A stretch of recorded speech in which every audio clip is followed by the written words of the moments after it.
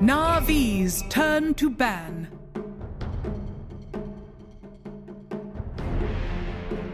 Radiant team, ban.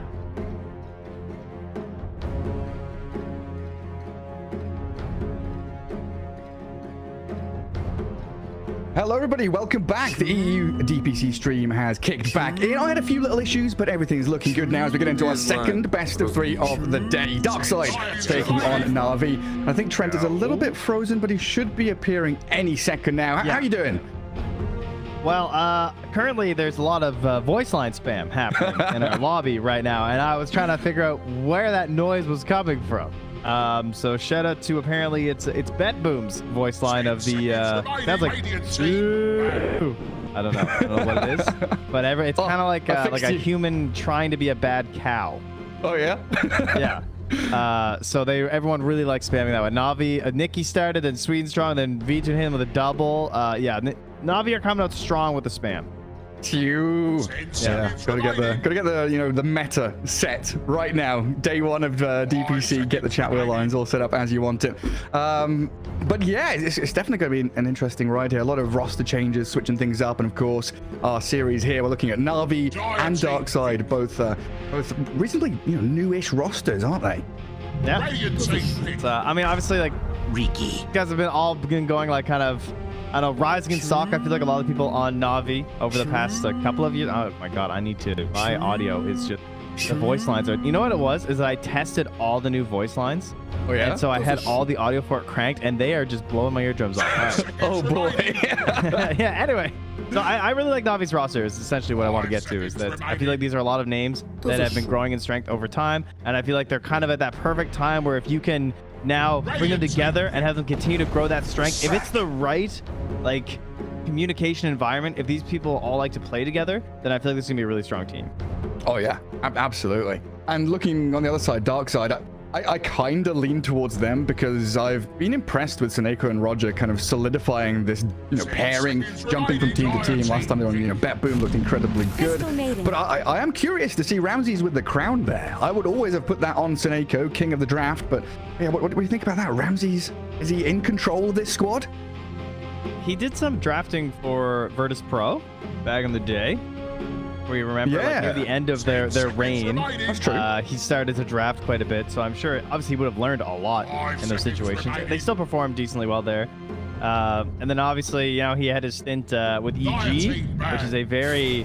I feel like if there's any team that talks a lot about the drafts, it would have been that roster. Like with Bulba and stuff being like such a face and everything, so... yeah, I do agree though. Obviously, Seneko is the obvious choice, being the support player, and come down to that, so... maybe it's a lot of a collaborative effort, and it's just him who clicks the final button, but it is the crown nonetheless. So. Yeah, the Lord of the Draft. Now that makes sense. I think you're right. It is very collaborative nowadays. There's no there's no single puppy or solo or someone that's just doing everything. It's a lot of, hey, what do you think is good?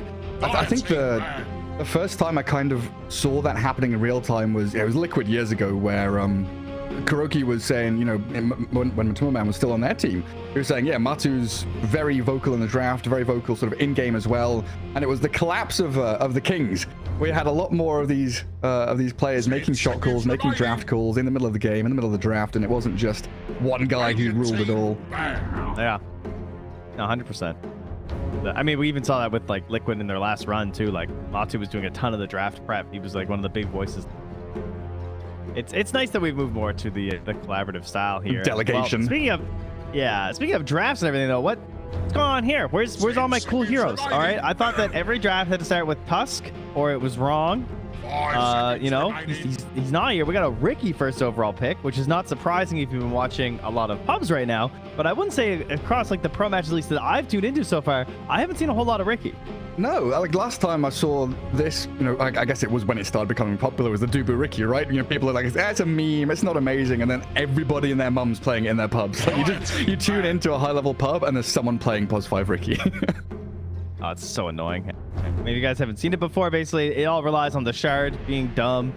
And I mean, it's just like he has these annoying traits and tools. Like the smoke screen downtime is incredibly low. Oh, with the talents? Well, once it gets to the higher levels. Yeah, it gets ridiculous.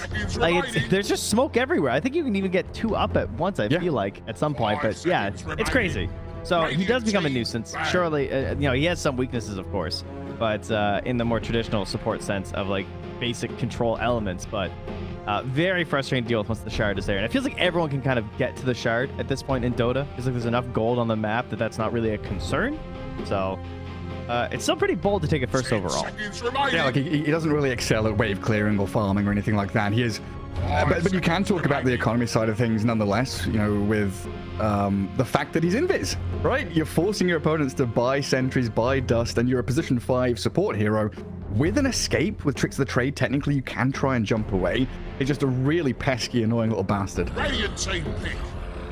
And it looks like, from what I can see, I don't think he's been picked yet. I think this is the first rookie for the DPC. Obviously, we've had some like matches and stuff. So yeah, he's popping out.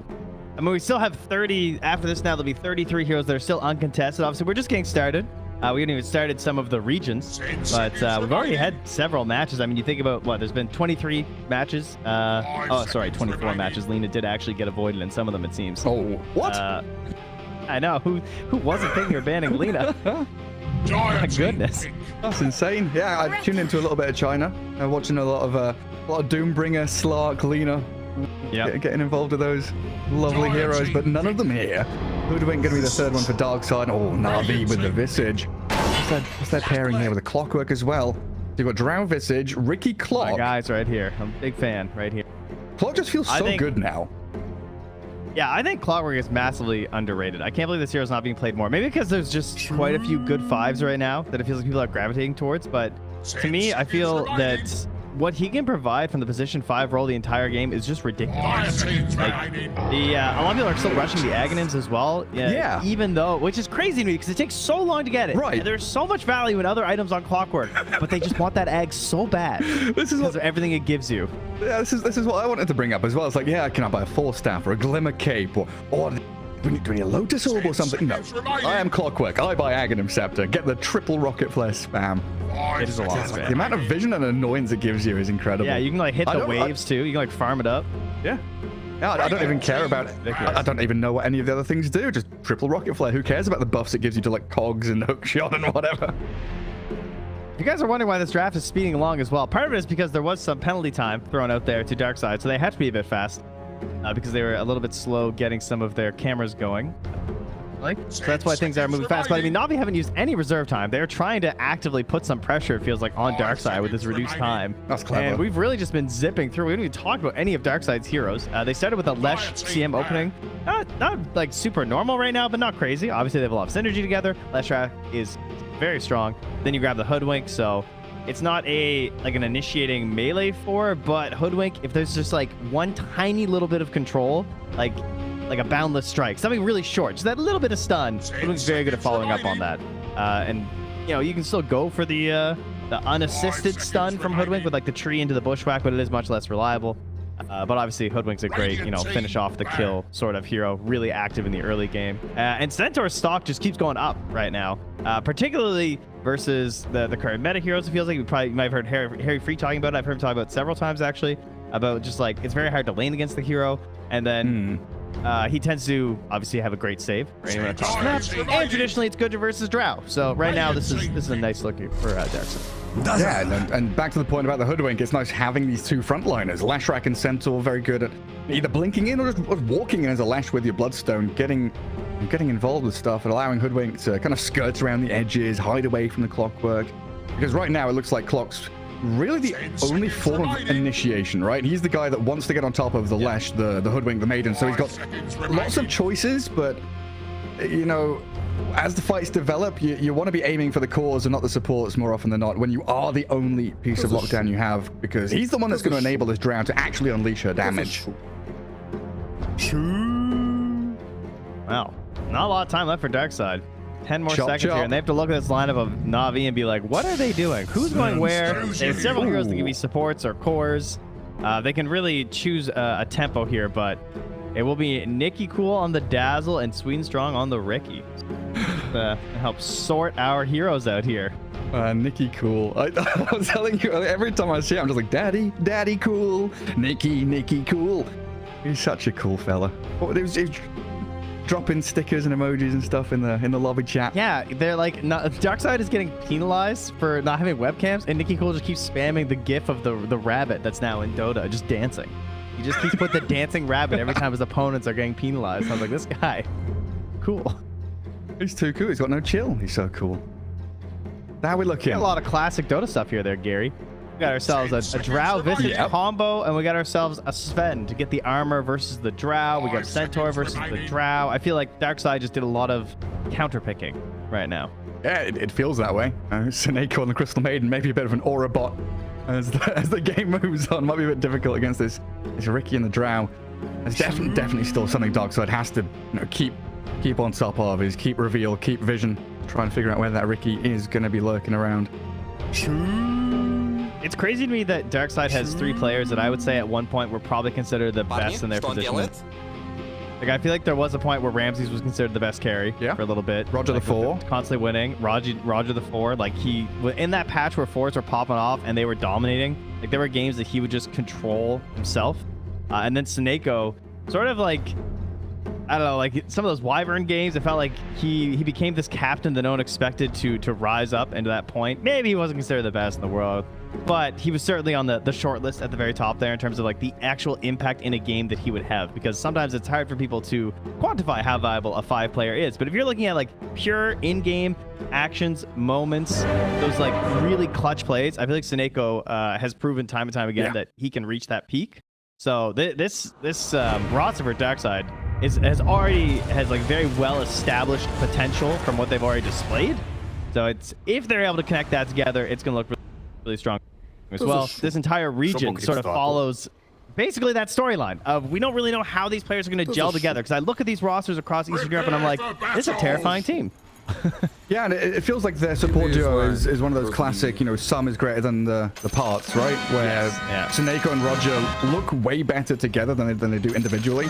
And maybe you could also, make the argument that other teams have a 4 and a 5 that are better individually, but don't look as good together. And they just enable each other so well. I think that was really shown on Bet Boom when, like, Nyx Assassin was such a popular hero back, pre-TI, during TI. And Roger's Nyx are just incredible. He's landing his 3-man impales, knows where he needs to be. Very good at kind of getting in behind enemy lines and scouting things out. And speaking of getting in behind enemy lines, we've got Navi smoking all the way in behind Rebel's Lesh. What's their first move here, though? Like, what's your stun? They already have soul assumption, so like, there's no grave chill. That's fine, obviously, for the lane. I don't know. Hopefully someone walks up here. There's no rune up there, though. They're just going to just guard that top rune spot. It looks like back to guard both of the top ones. And it does look like Darkside are moving into position themselves. DK Fogas, Roger. Are you going to come in for an attack onto Sweden Strong? Got 2 blink strikes on Ricky. Again, he's just such a slippery hero. Let's get this And they'll just trade out the bounties, it looks like. Both bot going the way of Darkside and Navi. And grab their own ones. V-Tune, what's he got going? He's rushing into the Falcon Blade.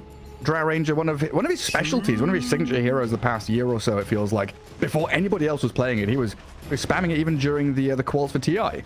Yeah, it's got to... I mean, that was like a common criticism, I feel like, for V2. That he would not have the biggest hero pool.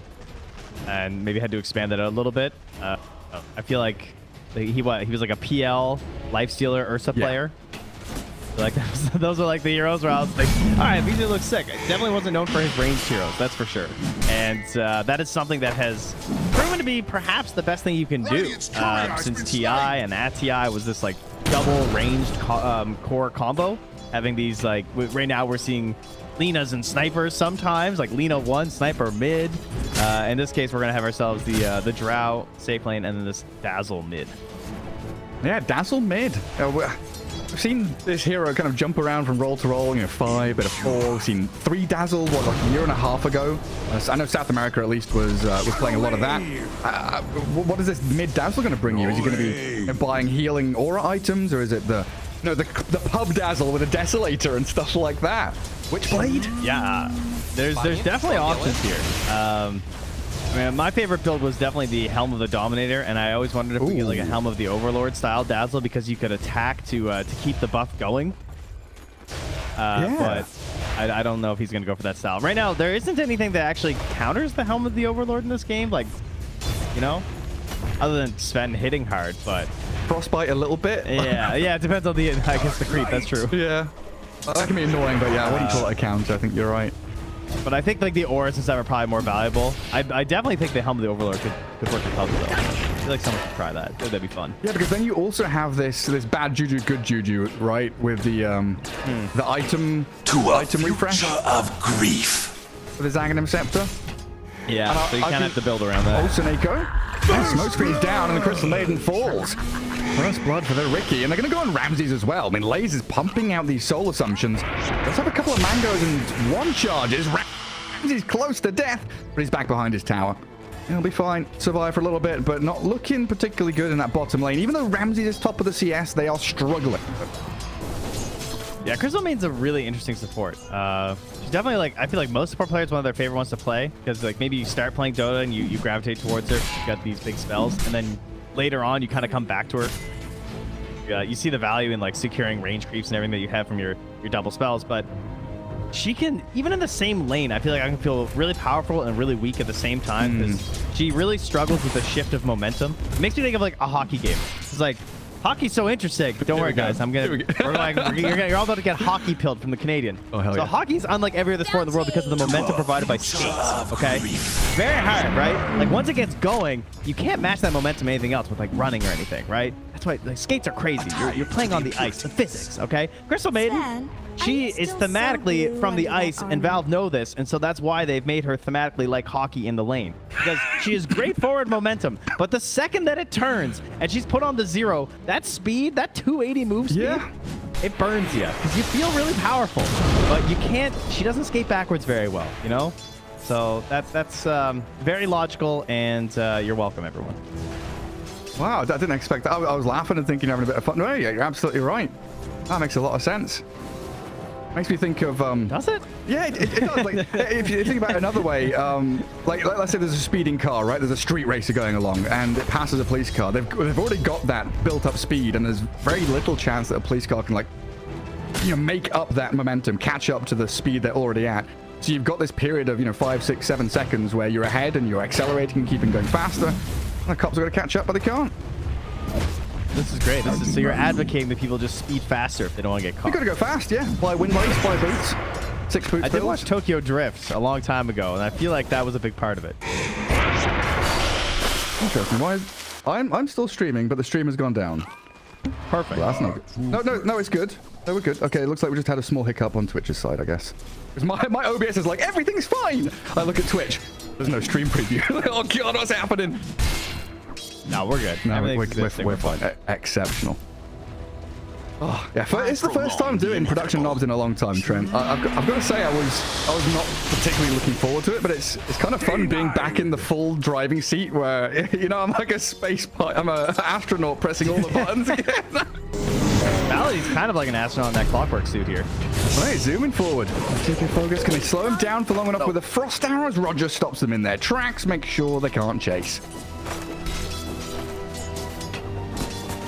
Goodness. Well, yeah, this is great for the carries, though. D2 doing great. 28 has control of the wave right now. And down bottom, Ramses. Yeah, sure, they gave up the 1 kill, but it's fine. Pole is connected by Seneko. Spinstrong probably just going to grab it. Not much you can do about that. And I'd say that Ricky only getting 1 kill with the Orb of Venom and Boots build. I'm feeling kind of okay with that at this point. That could easily snowball out of control. Yeah, it felt with that first kill, the build-up of momentum here for NAVI would be too great, but Ramsey's doing perfectly fine thanks to Seneco's pullbacks. Visage is going to be suffering on the last hit department. Everyone's coming mid, though, for the 6. Yeah, Malady. Nice bushwhack. Roger just going to walk it back, though. Didn't have the help of the Lash, and Sweden Strong's going to snipe out the DD rune, take it away from him. Dire's middle tower is under Darkside. attack. So far, so good. All across the board, 3 lanes, 3 cores, all farming very well.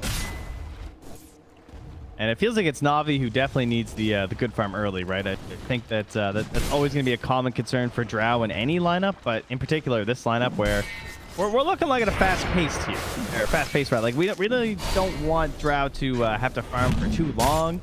She's gonna need that time in the jungle for sure. But the other 4 heroes, they're gonna be quick across the map. They want to push down some towers on the earlier end and try and get that first Roche at a decent timing, I feel. Because NAVI, they've got these 2 supports that are hungry for action. Sweden strong, level 4. Clockwork, what is he? Closing in level 4. These 6s, very important for them to be able to scout out, get information, and teamfight initiations. I'm curious if they start bringing more heroes down bottom, like if Laze hits level 6 soon, which she probably will off this creep wave and a little bit more. We'll have those familiars to actually start shoving forward. But I'm still very curious to see what Nicky Cool does. Like, he's got pretty standard items, arcane boots, bottle, lots of regen, so he can continue playing quickly. But where does he go? What's his, what's his move? I think it's just Greaves eggs, and I think this is like kind of like a classic cheesy sort of Drow Visage style where he does Greaves, he gets eggs, and they just sort of group and take objectives, farm up a little bit, go to the next objective. Do you want to say the D word? The death ball. Yeah, I'll stop you there before you get any ideas. It's a little bit. I think what's kind of cool is that you can build sort of whatever after that. I feel like it'll be Greaves eggs, and then if it was a good Lincoln's game, you could probably pop that for an ally, but it doesn't really look that necessary. Maybe like some force, maybe not force, maybe like E-Blade or something for like Sven stuff. I think that you're gonna have quite a few choices with this hero mid. Oh, they see this coming. Radiant Obs Ward watches Sweden Strong as well as Nicky Cool, and they're stampeding out of top, it looks like. Got the moment of panic when you see Stampede and there's potential aggression bot lane. But no, it's just the Centaur resetting himself away from Malady and V-Tune. Ramsey's going to pop the God Strength bottom as well. And he's going to shove out the wave. They've got a double creep wave arriving on the bottom tier 1. Can't really get in on top of Laze any further, but Sweden Strong has another Blink Strike to get back.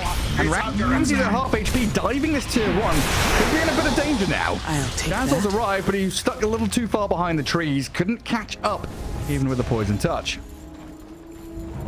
I found the culprit here. According to Dota 2 Pro Tracker, our friends over there, as Malady is in trouble at the top rune. And he is. I'm mechanic. Someone has played 15 matches of Dazzle in the past couple days. In the last 8 days, Mr. Thompson has played 15 matches. The next highest was Chu at 5. Oh, boy. And as you can imagine, Thompson's been sending all of those right down mid. So I see Thompson playing it. Gork tried it. We got Cancel tried it mid. Oh, wow. Everybody's giving it a go. Yeah, they're trying this out here, and it seems to be, let's see, we got Mech into Greaves, sometimes Force Staff, it's good, makes sense, and then Eggs, Octarine, yeah, it's going to be cheeky. That's going to be a lot of sustain. Sweden Strong. I think he got the D ward. Close to death, though. Ramses could have popped a Mango, but yeah, another 5 seconds for the Stormhammer to come up. So the turnaround now from NAVI. Back onto Sineko, graving up the Ricky, getting the easy kill. A lot of poking down in the bottom lane, but they're still not committing to really hard shove the tier 1. But I guess they've kicked the Maiden out. Sven has left the lane, so it will be a bit of movement forward from Laze at least. Yeah, it looks like this is their timing.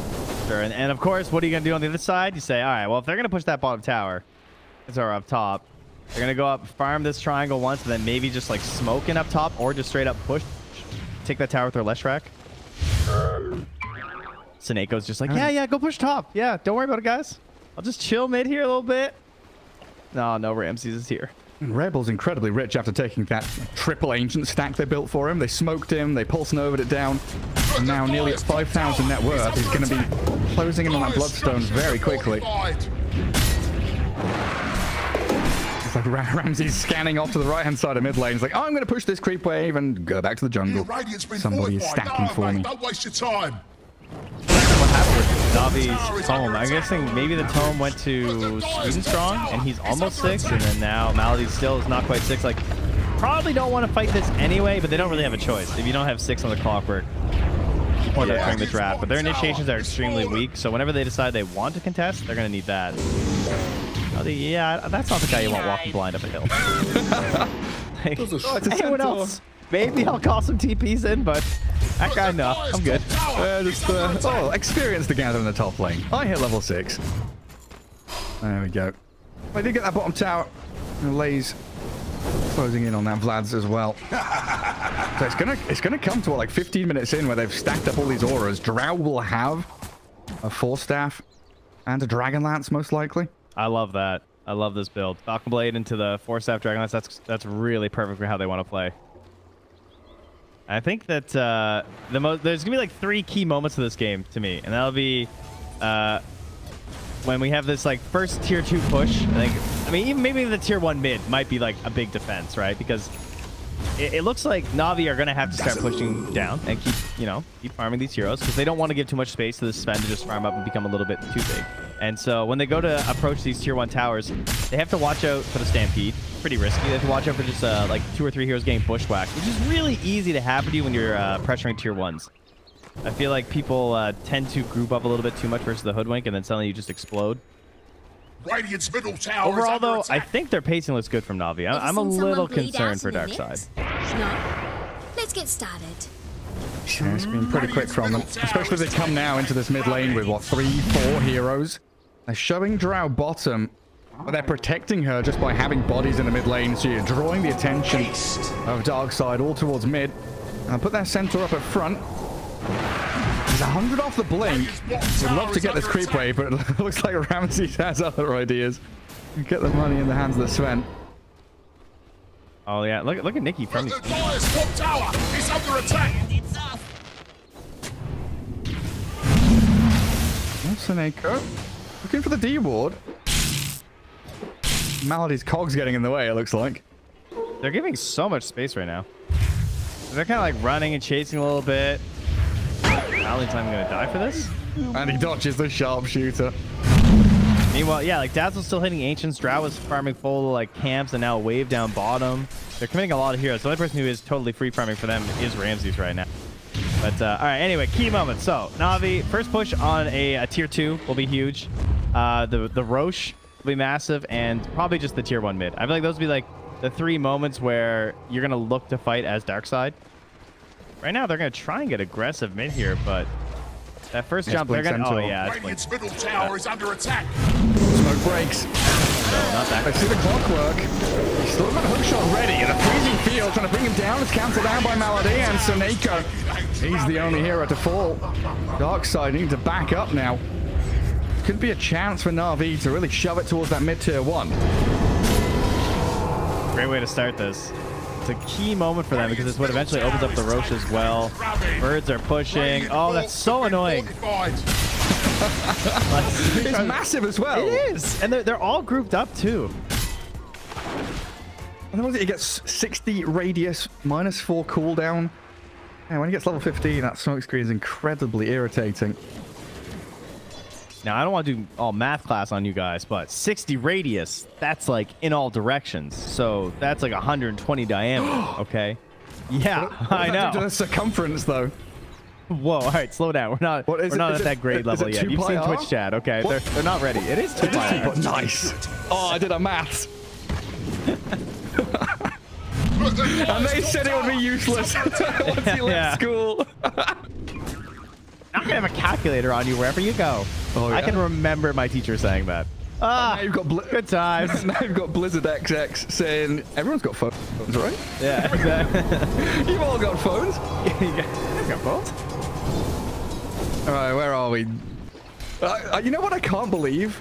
We're having such a jolly good time here, Trent. It's 15.5 minutes in. There's only 4 kills. That's why. I know, it's a little bit chill. They're chilling. We're chilling. It's the start of the season. You know, it's always important to warm up, guys. When you're going to do some exercise, I didn't believe in warm-ups before. Turns out they're very important. So, you know, you want to gradually get into your exercise. You don't want to go fully into it because you're going to overexert yourself. You're going to get sore. You're not going to get the most out of your exercise. Whatever activity you're doing, okay? And Dota's the same thing. So it's just a little warm-up game. A little warm-up to the season.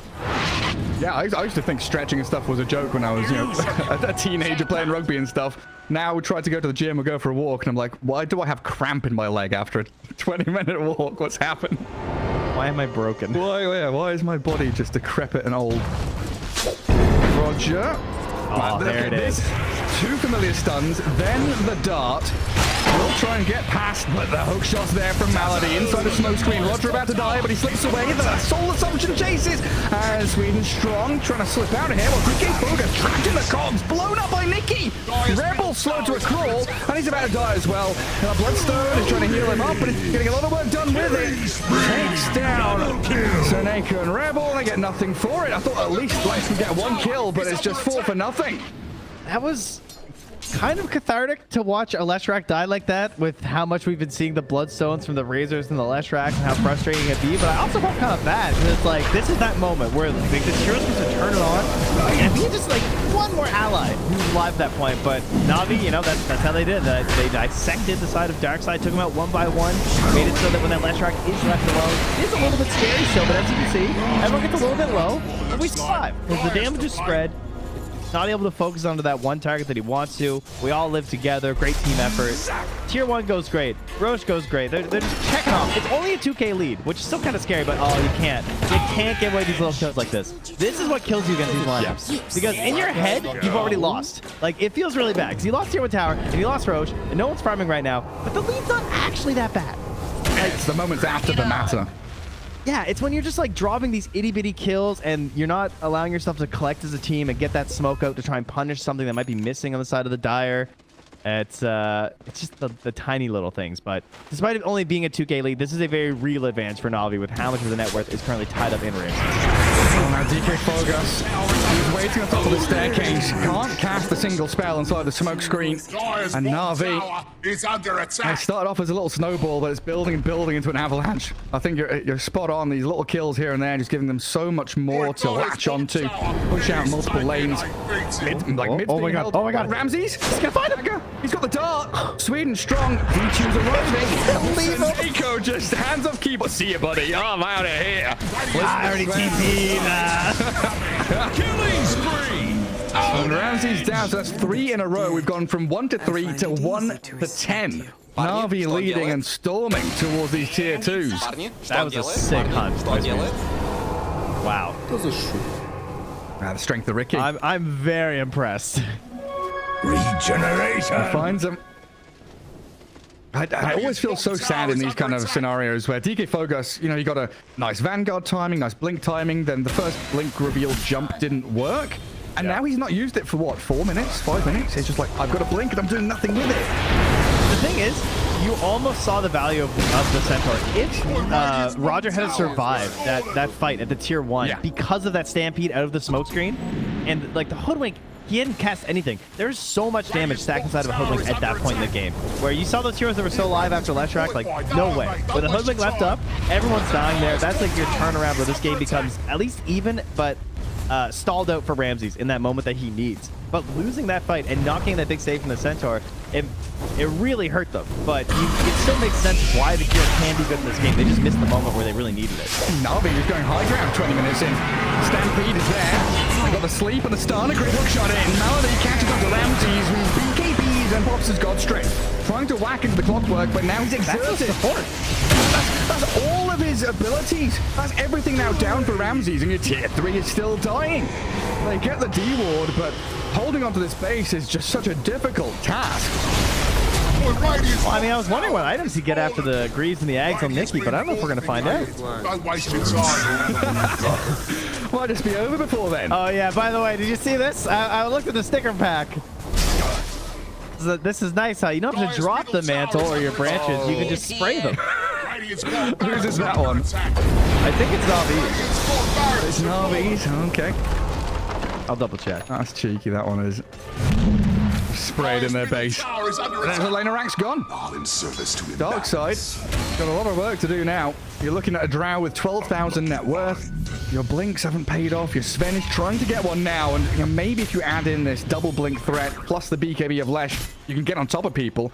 What are you chuckling at over there? Those are Navi sprays, and their other spray is the bunny. It's the same bunny as their emote. Little dancing bunny rabbit. I feel like Nikki Cool was in charge of some of this bunny stuff. Like he really advocated for the bunny. His alter ego, the dancing bunny. I would rinse and repeat now for Navi. Go again, why not? Centaur and Hoodwink, they're smoke. They gotta get Nikki first, right? there's a dart. Sweden Strong is straight in on top of them. The wraparound will not work. And Malady, another great hook shot. Isolating the Centaur. They blow up Roger with a V-tune. Unleash the damage and force him off to high ground. He's got a double kill on the Drow Ranger. And I just don't see a way back in for Darkside at this point. That's actually brilliant. That dart is so annoying when you play these, like, I'm just gonna say the fun heroes. All the fun heroes get destroyed by this dart because, like, the point of Hoodwink is like you got teased a little bit, right? You're like, oh, I'm over here. You like jump to the trees, come over there. You're like trying to break their formation with your pressure as the hero. Same thing as a lot of these, you know, like Earth Spirits or something like that. You want them to try and make a play on you, but when that dart comes at you, like, oh, well, now what am I gonna do? Like, unless you have a Blink Dagger or some way to disjoin it, you will be stunned. You will be asleep. Yeah, I can't escape. 5-man smoke time, though.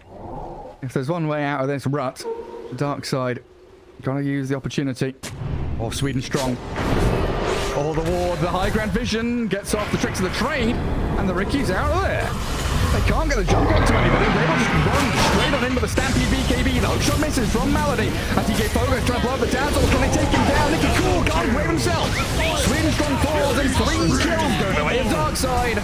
They lose their Centaur, but Ramsey's stunned by the familiars as Laze looks to try to escape. But there's Roger. Nice. The lockdown they needed. And a 4-for-1 emerges for Darkside with a couple of familiar kills and an ultra for Rebel. Okay, he's gonna have a lot of gold right now. All right, so basically they got everything done that they could at this point in the game as Navi, right? I would say that their plan pretty much worked. They had a very fast-paced lineup. They've already gotten 2 sets of racks. Now you're starting to see why you have to play fast, because you are gaining strike now in the slash rack with the Bloodstone and the BKB. It is much harder to play, and they got the jump on the hero they want. You have to take this Dazzle down first, because obviously the sustain is just way too ridiculous with the Agnums and the Guardian Greaves constantly being spammed out. Is this enough, though? That's the question. It's a taste. It's a taste of, you know, the victory. It's the amuse boost to come back here for Darkside. It's gonna... You know what would save this game is if Hoodwink still had the best shard, which was the old... Okay, now let me say, I like the boomerang, because I always liked using the boomerang, but I always felt like getting it on Ags was a little bit too expensive. But the decoy was kind of broken when you played support, because it was just a shard, and you just got to control like a scouting unit. I would just send it out to scout. And if they killed, they get bushwhacked. Yeah, it was pretty good. I miss it, you know? It was like the old Illusionist cape, but better. Yeah. Oh my God, I forgot about that item. So did I until, what, 3 days ago? I was looking through all that. I was, oh my God. The stuff we had in Dota, like a repair kit and mango tree. Goodness gracious me. I always thought that Doppelwalk, when I first started playing Dota, was like the coolest. Oh, the PL Invis illusion thing? Yeah, when PL, when it just swapped to an illusion and you went Invis and like you could never tell as the enemy. That was such a cool thing. It was. That blew my mind when I started playing Dota. Yeah, but also brings back memories of the Tranquil Boot Soul Ring Radiance PL, which... Well, yeah. You just march down the lanes, you know. Disgusting.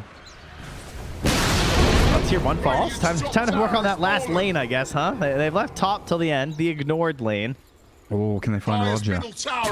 Radiant have the vision. They're going to see them coming. Sweden Strong and Malady pair up onto the Hoodwink.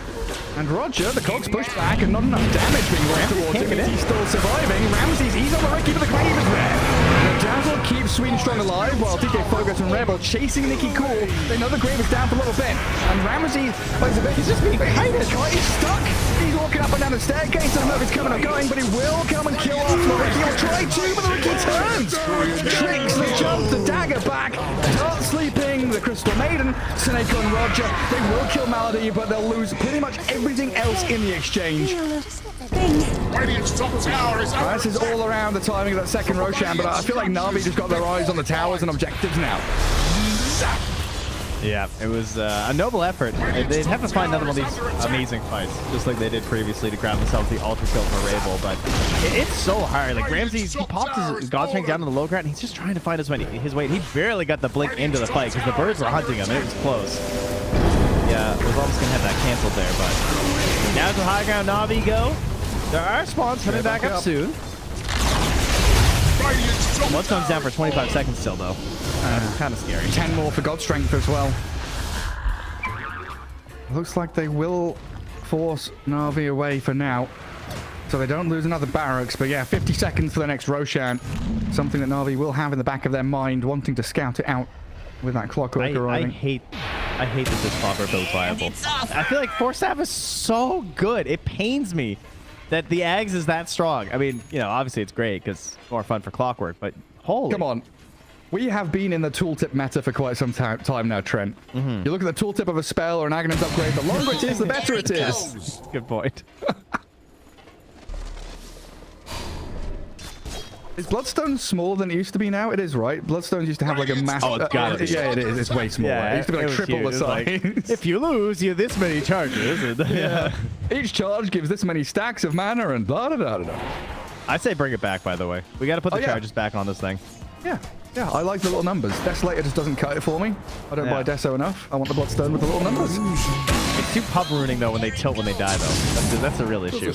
Well, they rush Bloodstone, die once, and just drop Bloodstone. Yeah. You've only got one item the to game's destroy. over. The game's Yeah. Okay, Darkside, this is a nifty little move. You're showing Ramses, you're baiting with him. Rocket Flare sees the Sven, but the rest of them are smoked. High ground and high ground vision here. Oh, Radiant have a ward in behind them. This could be big. Sweden strong. The first point of contact. They're blowing up the Ricky. They've got the kill. Charging in. DK Focus aiming for the dazzle now. He's another huge They need Darkside. They have to get him with a 4-step away. Nicky gets off the Greaves. Still has the Grave as well. But Na'Vi, they lose DK Focus and Darkside, and Rebel falls as well to D-Tune. Sven trying his hardest, but this marksmanship from Drow shredding through him. GG's kill. 22-7. I mean, a few moments there. The Darkside really tried to grasp onto, but the build-up of Na'Vi post 15 minutes was just way too big. Yeah, and I think I pretty much haven't talked about beating this entire game, and that's because he hasn't really needed discussing with how he's been playing. Like, actually perfect.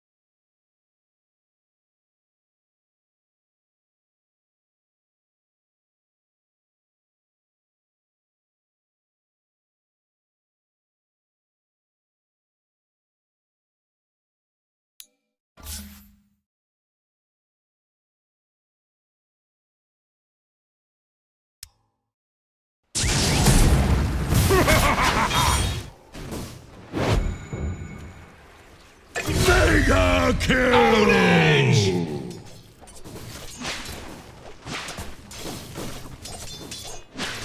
Boy, Dire's bottom tower is taking a You beating. hurt the ones you love.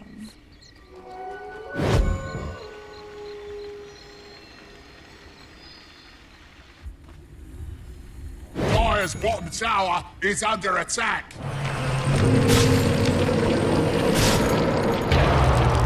Money to burn. Boy, Dire's bottom tower is taking a beating.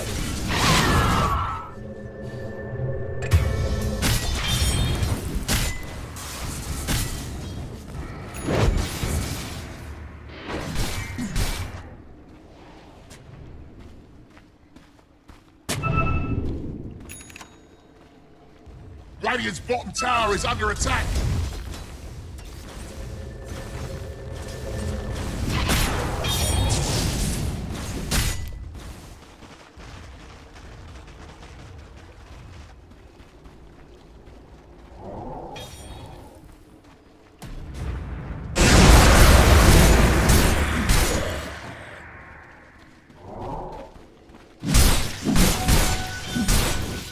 Dire's bottom tower is under attack.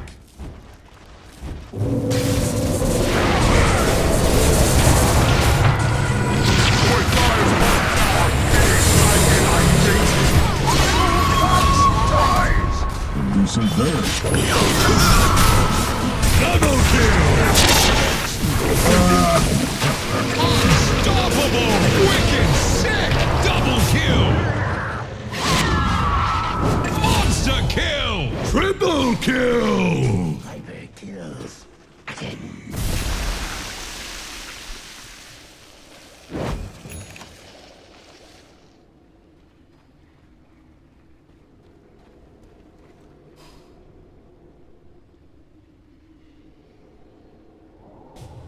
Dire's middle tower is under attack.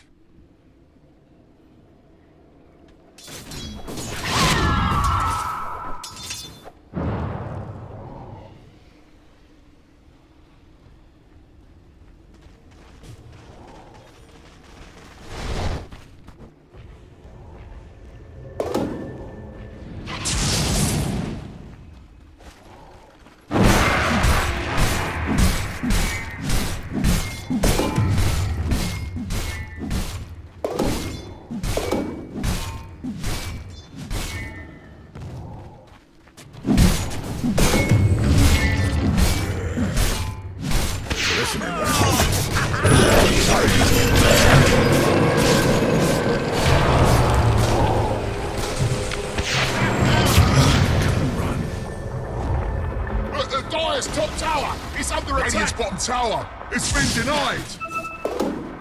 Invisibility.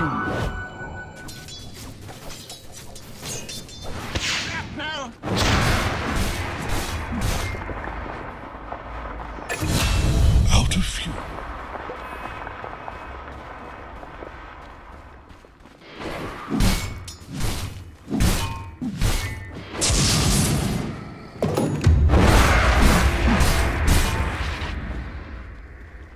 Dire's middle tower is under attack.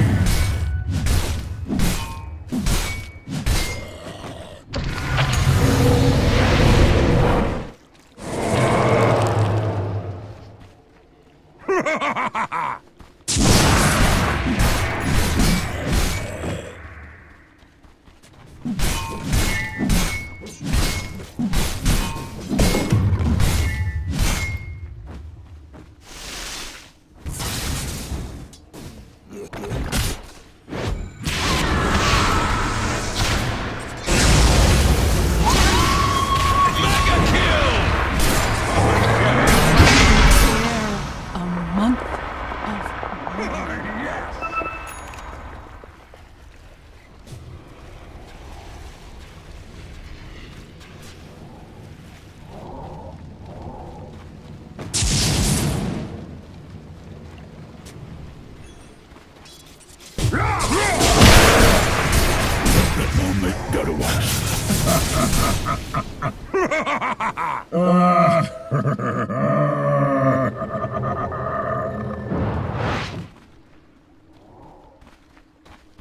Radiant's top tower is under attack.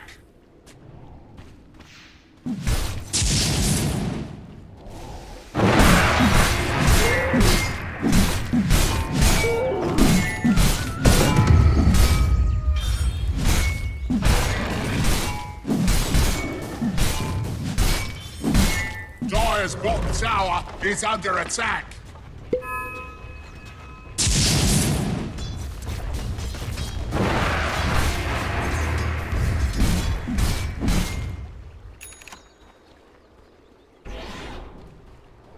Illusion.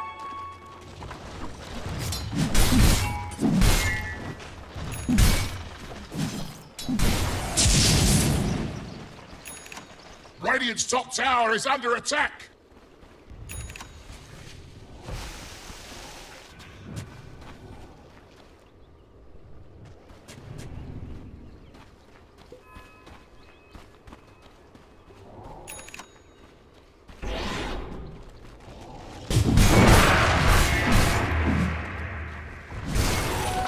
Lucky find.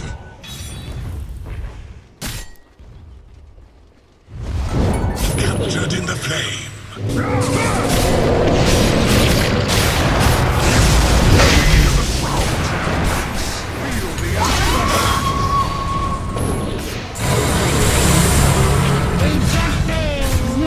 Your natural talent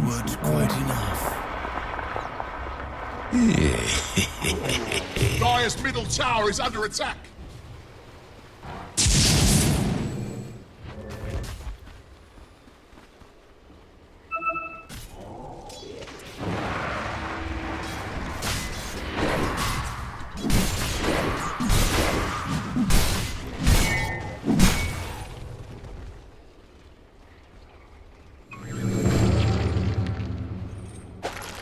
Just you.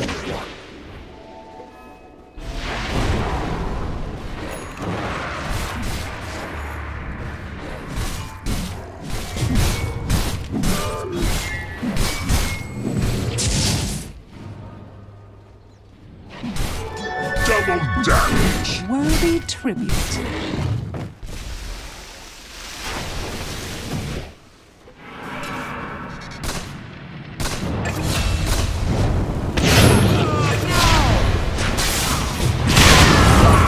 Dire's middle tower is under attack.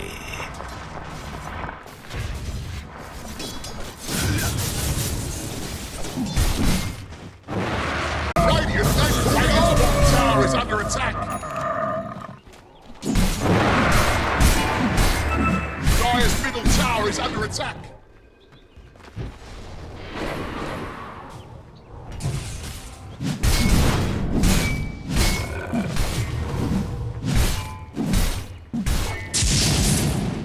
Dire's top tower is under attack. Radiant's bottom tower is under attack.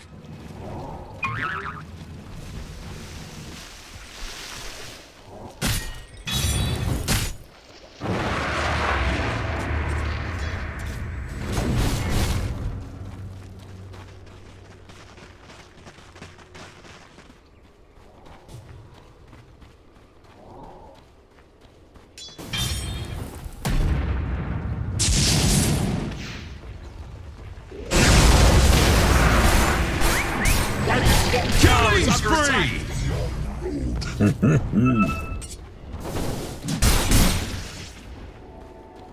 Invisibility!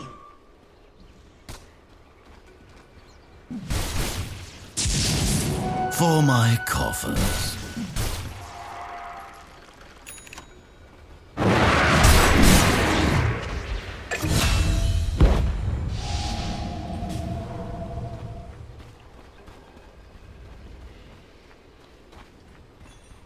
Radiant's bottom tower is under attack.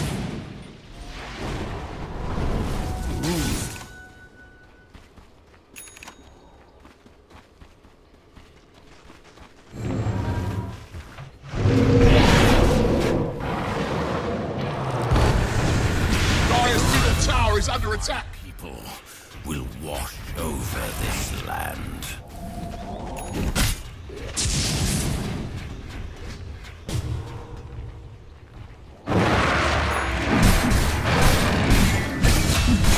Killing spree! Dire's middle tower is under attack.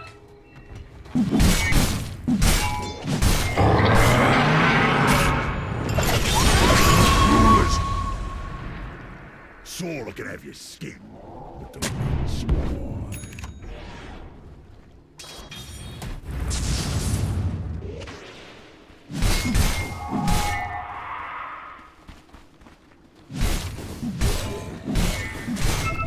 Dire's middle tower is under attack.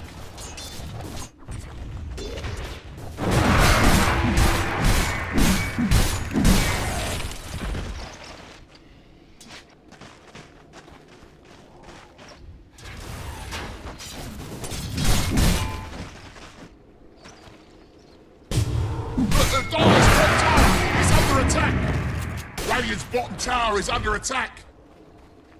Radiant structures, they're fortified. Dire's middle tower is under attack.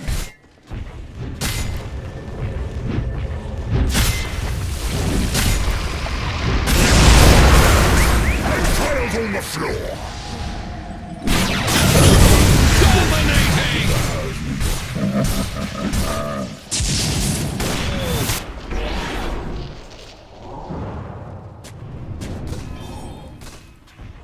Dire's top tower is under attack.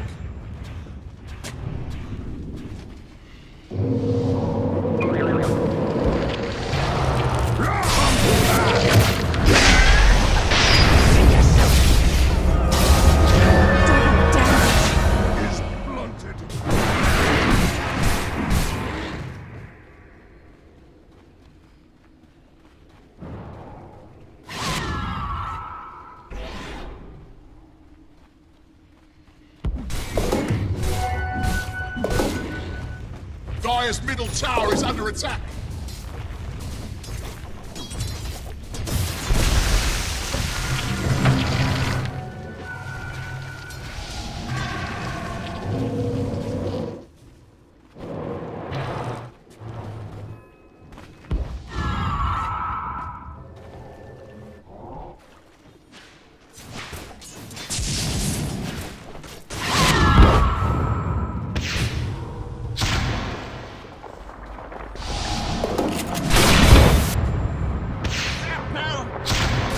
Dire's bottom tower is under attack. Ну что ж, подождем. Oh, look, Dire's fortified, I see.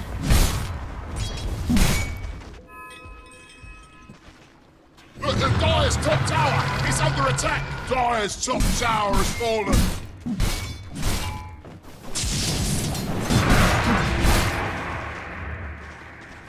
Radiant's middle tower is under attack.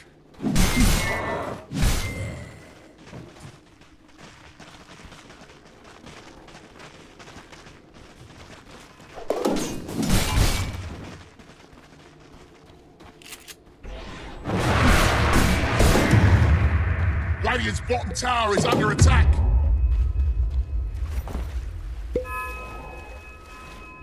Dire's middle tower is under attack. Radiant's bottom tower is under attack.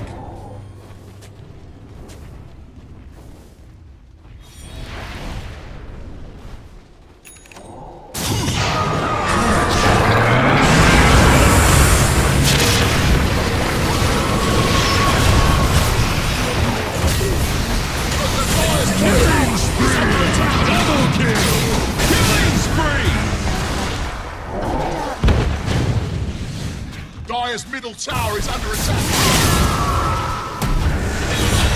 Let's go. My path is paved with bones.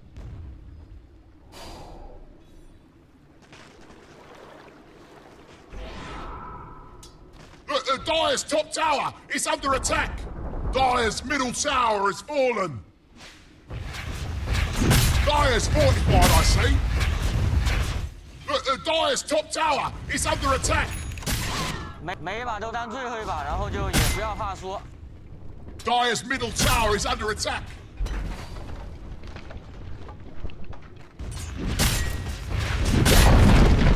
Dire's top tower's just died. Yeah. Sad, Dire's really. Middle tower is under attack. Tower had kids.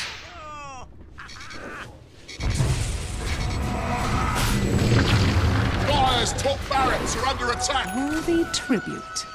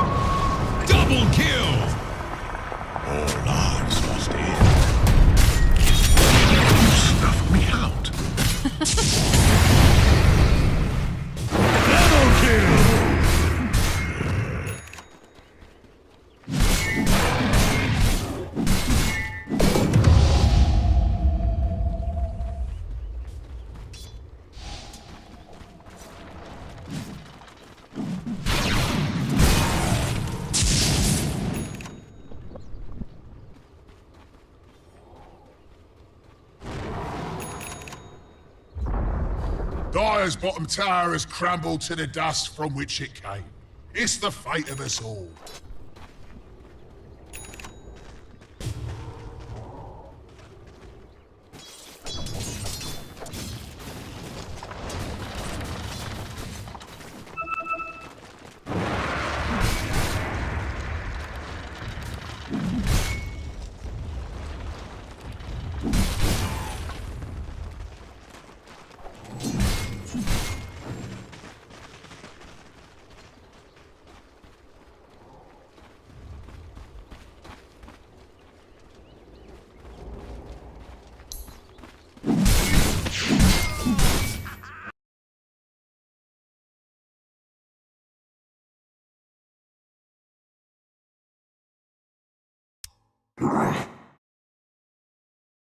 Choose your hero.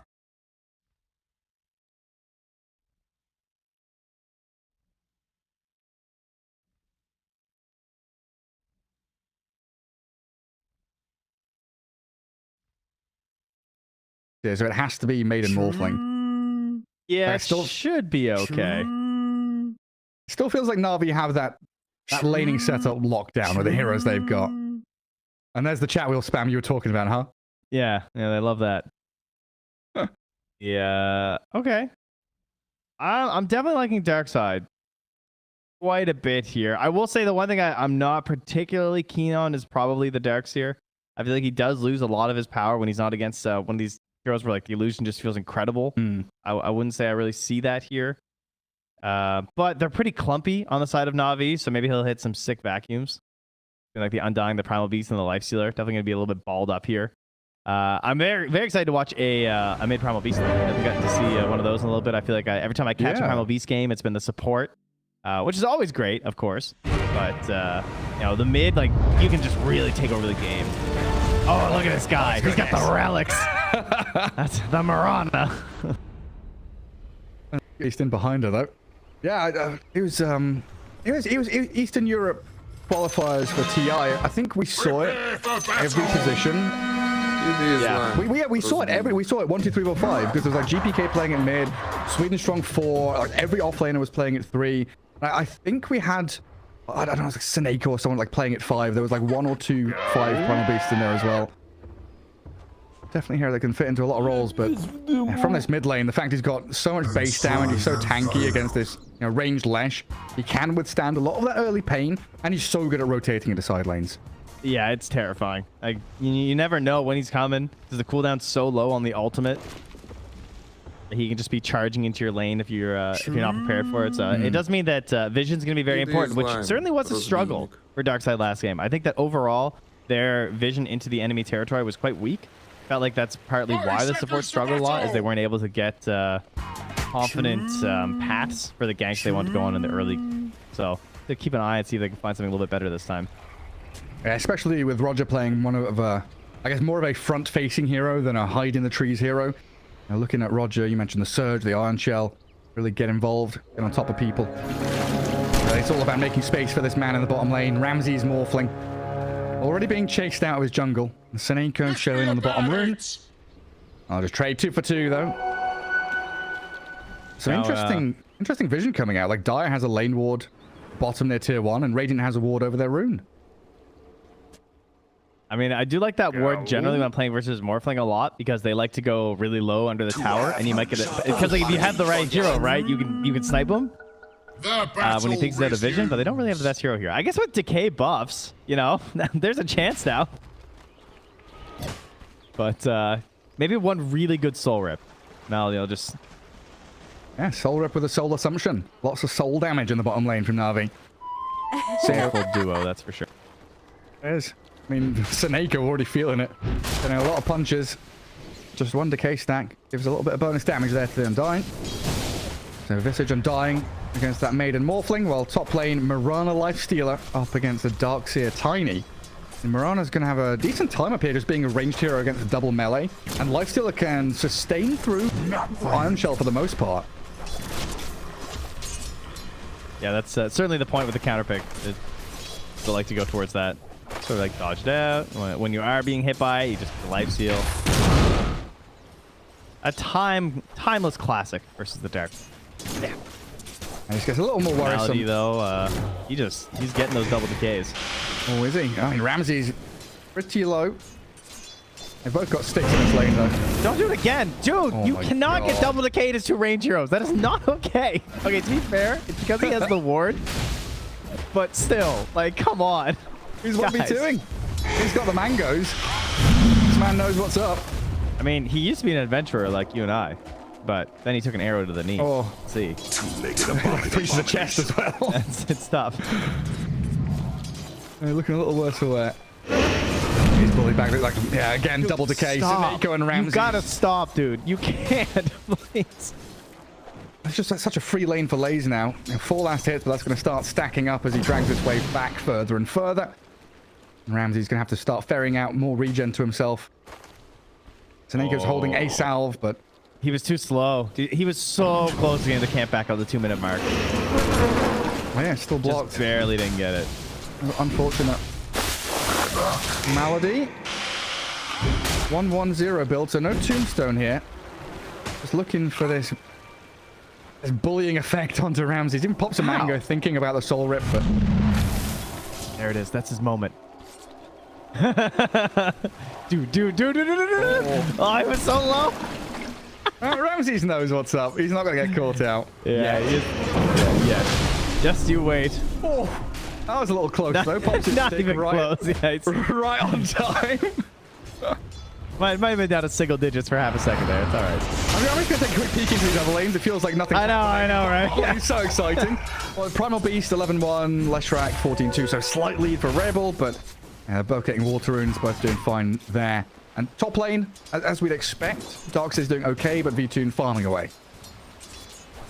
Yeah, there's not a whole lot of opportunities there. Oh, nice toss back into the tower. Seems probably just a bad angle jump there, but big of a deal. And you know, you're playing lane with no arrow setups. You're kind of just chilling up there as the Mirana. You just try and stop the Tiny from pulling the waves into annoying spots. It's your only job right now. And he's burning through a lot of their regen, like Roger's having to walk all the way back to base. Curious to see if he TP's mid to refill bottle. There's a rune coming up in 20 seconds. There might be an option there for Roger. Or if he just wants to go straight back top and... yeah, this lane pairing, you need the Tiny Darks here to be together, or else DK Fogus is in a situation like this where he's just being pummeled by the Mirana over and over again. Oh, he's away from the avalanche. Roger couldn't quite connect. And a 4-minute rune. Toss. Steal. Oh. Beautifully done. That hurts. All right. See ya. And back to base. Run on home. And back down to bottom lane. Ramses. Yeah. That ward put in so much work, actually. What? Giving him so many opportunities. And nice synchronization there with the soul spells as well. Malady trying to line it up perfectly with a soul rip when it lands, so there's no window to really use your stick effectively. It is crazy though, like, so letting a double decay happen in the past was always bad, but it is so much worse now. Like, I'm gonna keep harping on this because he keeps the regen now. That's why he can buy like 10 mangoes. He doesn't need regen, right? Because he's healing from these double decays. Oh, is this enough damage? Another soul assumption comes. It is not a comfortable lane for Ramses. And 19 last hits, but he is fighting tooth and nail for every single CS. How does this man still have a tango when all he's done is punch you? Like, it's actually crazy. Are they going to get Seneko hit? Oh, the ward expires. They don't get to keep the vision on the maiden. And now maybe a turn. The soul assumption. The fairy ward's not enough. Lays gets first blood 5 minutes in. We're expecting a little bit sooner, but they get it done. That was 225 damage. Man, that's not hits hard early. What's happening up at top, eh? A dive onto DK Fogus. He surges around. Between Strong and V-Tune getting some damage onto this tier 1 with the catapult wave arriving. And the toss back bottom. Lays thrown in towards the creeps. Roger, Seneko, and Ramses turning onto Malady now, and they will get the kill, but it cost Roger his life. While in the mid lane, Mickey Cool going to onslaught away. It's just happening everywhere you look is action. This is the catapult wave here, though, so that's not gonna be up for Rebel to say. No one else is rotating in, so they're not gonna try and keep this pressure up. It's also a Primal Beast who was about to hit 6, so it's kind of a scary target to go on. He does have 1140 HP. Incredibly tanky, yeah. Seneca's even come across, secure the rune for Rebel. Big wave coming in bottom again here for Lays. Like, already had the one wave without Malady. Now, Malady is going to join over here, actually. Still no tombstone here, so no big commit into the tree line. What was that tip for? You know, good friends. That's all. Killing spree! Oh, whoops-a-daisy. All right, well, Ramses, I mean, I was watching that. I thought he was going to live, I'll be real. Messed up the shift, wasn't fast enough. Lucky. I was watching the Mirana and the Tiny figuring out what was going on there. Rebel's made the jump down here, but I don't know. I think this isn't going to be successful. There's nothing left for him to do. Now he just kills all the farm that Ramses was going to come back for. Oh, no. And Ramses goes mid now, so he holds that lane. But yeah, now it's a chance for NAVI to react and bring heroes of their own into the bottom spot. But up onto Mirana, they've killed off the Maiden. The lead to the high ground, Sweden Strong surviving. The miss up hill doesn't finish him off. Now Rebel in trouble. Nicky Cool, trample him down and get a kill on the Lesh. That's the thing, you bring Rebel down there, don't get anything done, and you're kind of stuck in this situation where the vacuum has to be filled by someone, and NAVI have the tools to fill it up, bring the heroes down, and make sure that it's all shut down. Yeah, that's a bit of a disaster. And I love that Nicky Cool even held off on the pulverize. He saw him go for it, and he's like, wait, hold on. Like, just in case I messes up with the illusion. To ensure I secure this kill here. Roger also here for the mid lane, trying to get some pressure going. And going on your back foot with this lineup on the side of Darkside, that doesn't feel that great, you know? Darkseer, definitely a hero that plays pretty chill. Doesn't go for a whole lot of fights, you know? He is a farmer. He is a sit back and farm kind of guy. And it's another game where it's, you know, closing in on 10 minutes and we've not talked about VTune. he's just doing whatever he wants. Looks like he's going to be going for that Armlet Deso build, so definitely looking to pick up the tempo pre-20 minutes. Yeah, curious to see how they deal with him, right? Magic Immunity Piercing disables, damage pretty lacking, so this could be a free game for VTune as this life stealer. They've got to catch bottom onto lane. That's a tasty kill. As Rebel does make his way down here again. They really needed that. Pressure on this here. Neko going for an aggressive ward here. Not going to live through it. Well, arrow misses. Nicky Cool should have him though. Surely. He's got onslaught in a second. He's going to walk forward, wander in towards Seneko. He's taking his sweet time dying, but he will finally fall. Yeah, Ramses is farming. It's all good. That's what we'll go with. And Ramsey's hoping to be much more active this game. I think Morphling is a hero. Obviously, you can still AFK farm a little bit, but I'd like to see him get involved on the earlier end. Has some good morph targets. Be it the Undying, the Primal Beast, even Mirana. Honestly, these are all pretty damn good. So you can be happy with whoever you grab. I think early on, the Tombstone's obviously a pretty big target to grab. So you have like the counter Tombstone and the engagements, and you can just like, keep decaying and fighting, and fighting. And then the other big one will probably, I don't know actually which one I would take. They're all really good. Like Mirana's got great tools. Probably Mirana. Like the big nuke this early, because you know they're going to have the Starstorm. There are a lot of options. A life to the rage. VTune's got his hand to Midas, farming away, but there's a catch on to Nicky Cool. Primal Beast getting tossed around, frostbitten, onslaught to high ground, and he's saved up. That's scary. Came in there last second from Malady, who is now found though. Flash and Morphling both chasing him down. That's kind of crazy though. That was so many of their spells. And they still weren't able to get it. Yeah, it's because of the sacrifice for Malady, but still, you know, the damage is looking a little bit rough right now. Nice, difficult times. And then they've got multiple heroes to try and contend with. Visage is getting tanky. Lifestealer getting very strong. Midasing away into that armlet. And I was watching him. He's pulling these camps occasionally into large camp to try and not only increase his own farm, but to try and stop DK Focus from doing the same thing. Darkside has been trying to farm deep in enemy jungle, and he just caught out with a pulverized Starstorm. Hit him with a smackdown.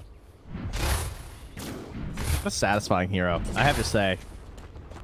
One of the most satisfyingly animated heroes in Dota. Big fan of how they've added this giant beast that just like literally throws you at the ground. I mean, that's great. Yeah, and of course, first item you buy on this hero is BKB, so you get even bigger. He's just a huge dinosaur wandering around. If only we could buy giants. 8,000 gold. That's pretty accurate. Neutral items. Yeah. Pretty pricey, I think. I still stand by my suggestion of being able to buy a boot slot later on in the game. I think you should be able to spend like 3k gold and buy a slot for your boots.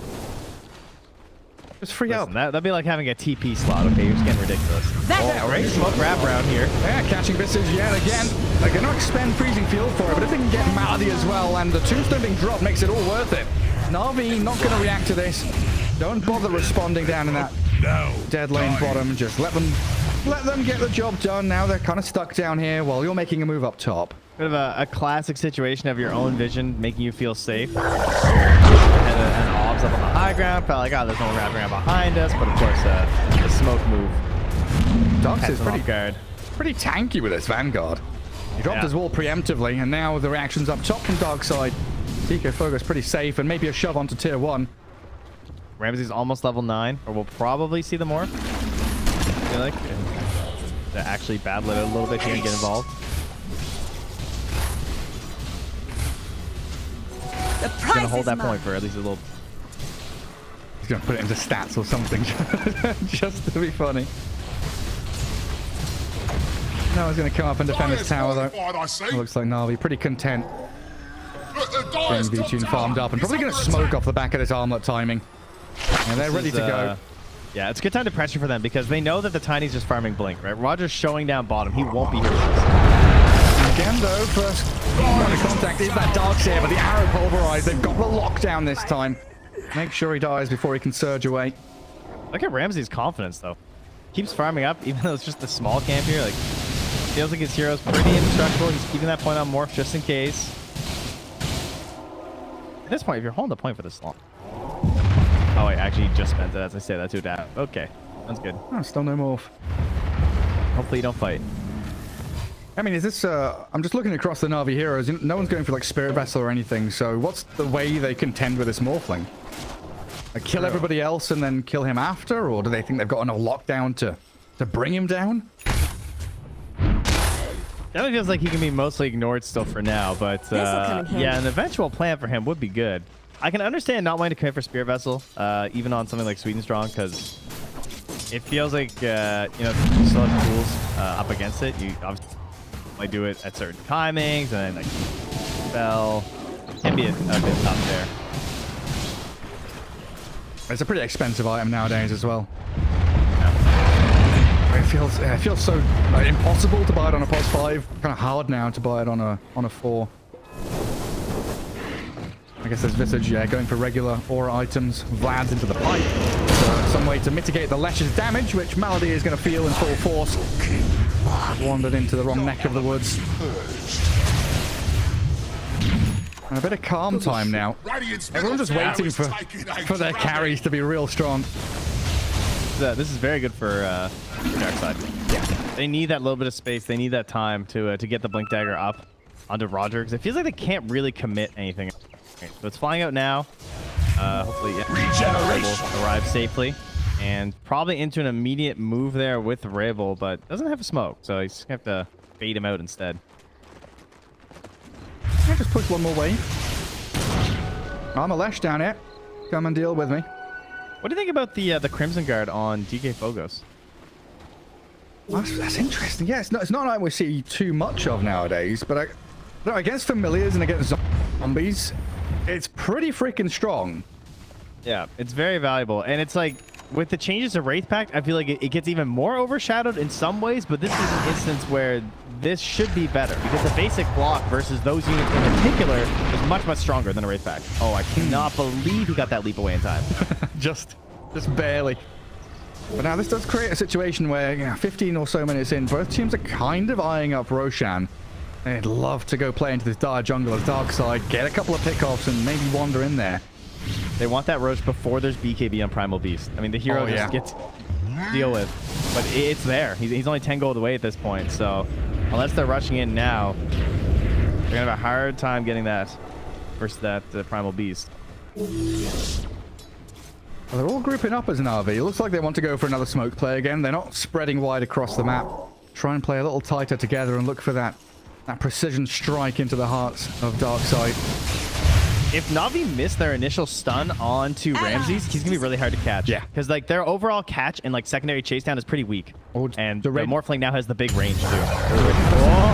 Sentry's too far away. They see the Lesh straight in on top of him. And Rail, he really did. The trample and the damage from V2, and it's enough as they chase Roger now with the zombies. But arrow already spent, and the TP home looks like a good one. Gets away safely. Osineko, he joins his squad back in the well. That Bloodstone was going, guys. I know you couldn't tell, or used it, but he head pressed it despite dying very, very quickly. Whoa. Yeah. That was not the fight they needed. Great play there from Navi, finding that aggression. Immediately with the BKB on Nicky Cool. Not afraid to pop it at all, right? Got the onslaught through 3 to the back lines. Got his perfect target. He knew exactly who he was gunning for. And the fact now you've got BKB plus Rage, these two heroes just do not suffer to Lash's damage whatsoever. It looks like Darkside still pivoting towards the Roche, though. And this is what we were really thinking both teams would be eyeing up, but... Thanks for the assist. Microground vision. Seneko has the Observer Ward up there. Yeah, and Smeastrong sees that and says, like, I can't be here. We don't have vision. There's no BKB on Primal Beast. So this is still good. This is a good punish. They recognize that they're not going to want to fight this with Primal Beast. Having the BKB. They're not at full strength right now. We don't really have any cooldowns that we're lacking. So we can get in here and do this. So they do grab that. They put it on their Leshrac.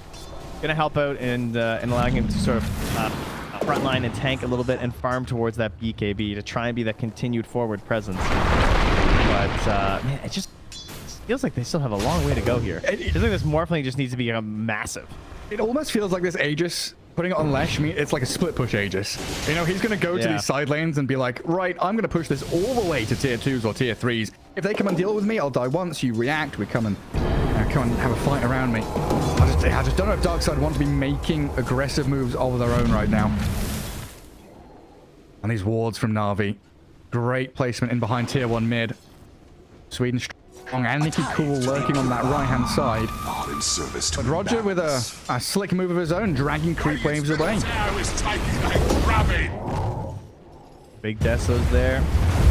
Time to see if they have the deeps. Whenever Nicky Cool eventually grabs that Morphling, I feel like that'll be the goal.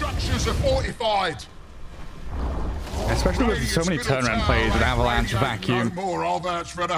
Smoke immediately breaks on Roger, who blinks up towards Roche. Tumbles towards the rest of his team. I know this is coming now. I don't know. Does that vision... Run away! Does that vision let them see anything? Not really. Oh, Seneko. Nice. Oh, he's out of there! The Dire's top tower! He's under attack! Spooky situation. Man, it's got to feel good as Darkside. You're buying more and more time. You're drawing all of the action up towards top. You're evading any kind of team fight. You're straight back down to bottom lane. Darkseer, an exceptional split pusher in his own right. Dire's bottom tower. You know, I wasn't sure what Ramses was going to buy with this. Like, if he gets a Linken's, I feel like he can't die. I mean, he's got Scotty queued up, which, I mean, obviously he's very good versus Lifestealer, but, like, honestly, if someone puts a Linken's on him, how does he die? Because I feel like they kind of need to pulverize him or just YOLO an arrow into him. Yeah. Or, you know, eventually get bashed. But the bash is a long ways away for V-Tune.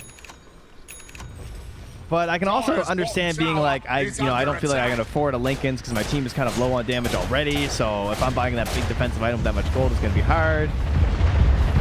But yeah, it feels like he kind of looks invincible with one. It feels like the way team fights want to go for Darkside is they kind of want the Morphling or Lesh to be caught, and then they make the counterplay and then they chase. It's like, It's like having Surge and Tossback and Scardy Slow. Probably going to pay off more than a defensive item.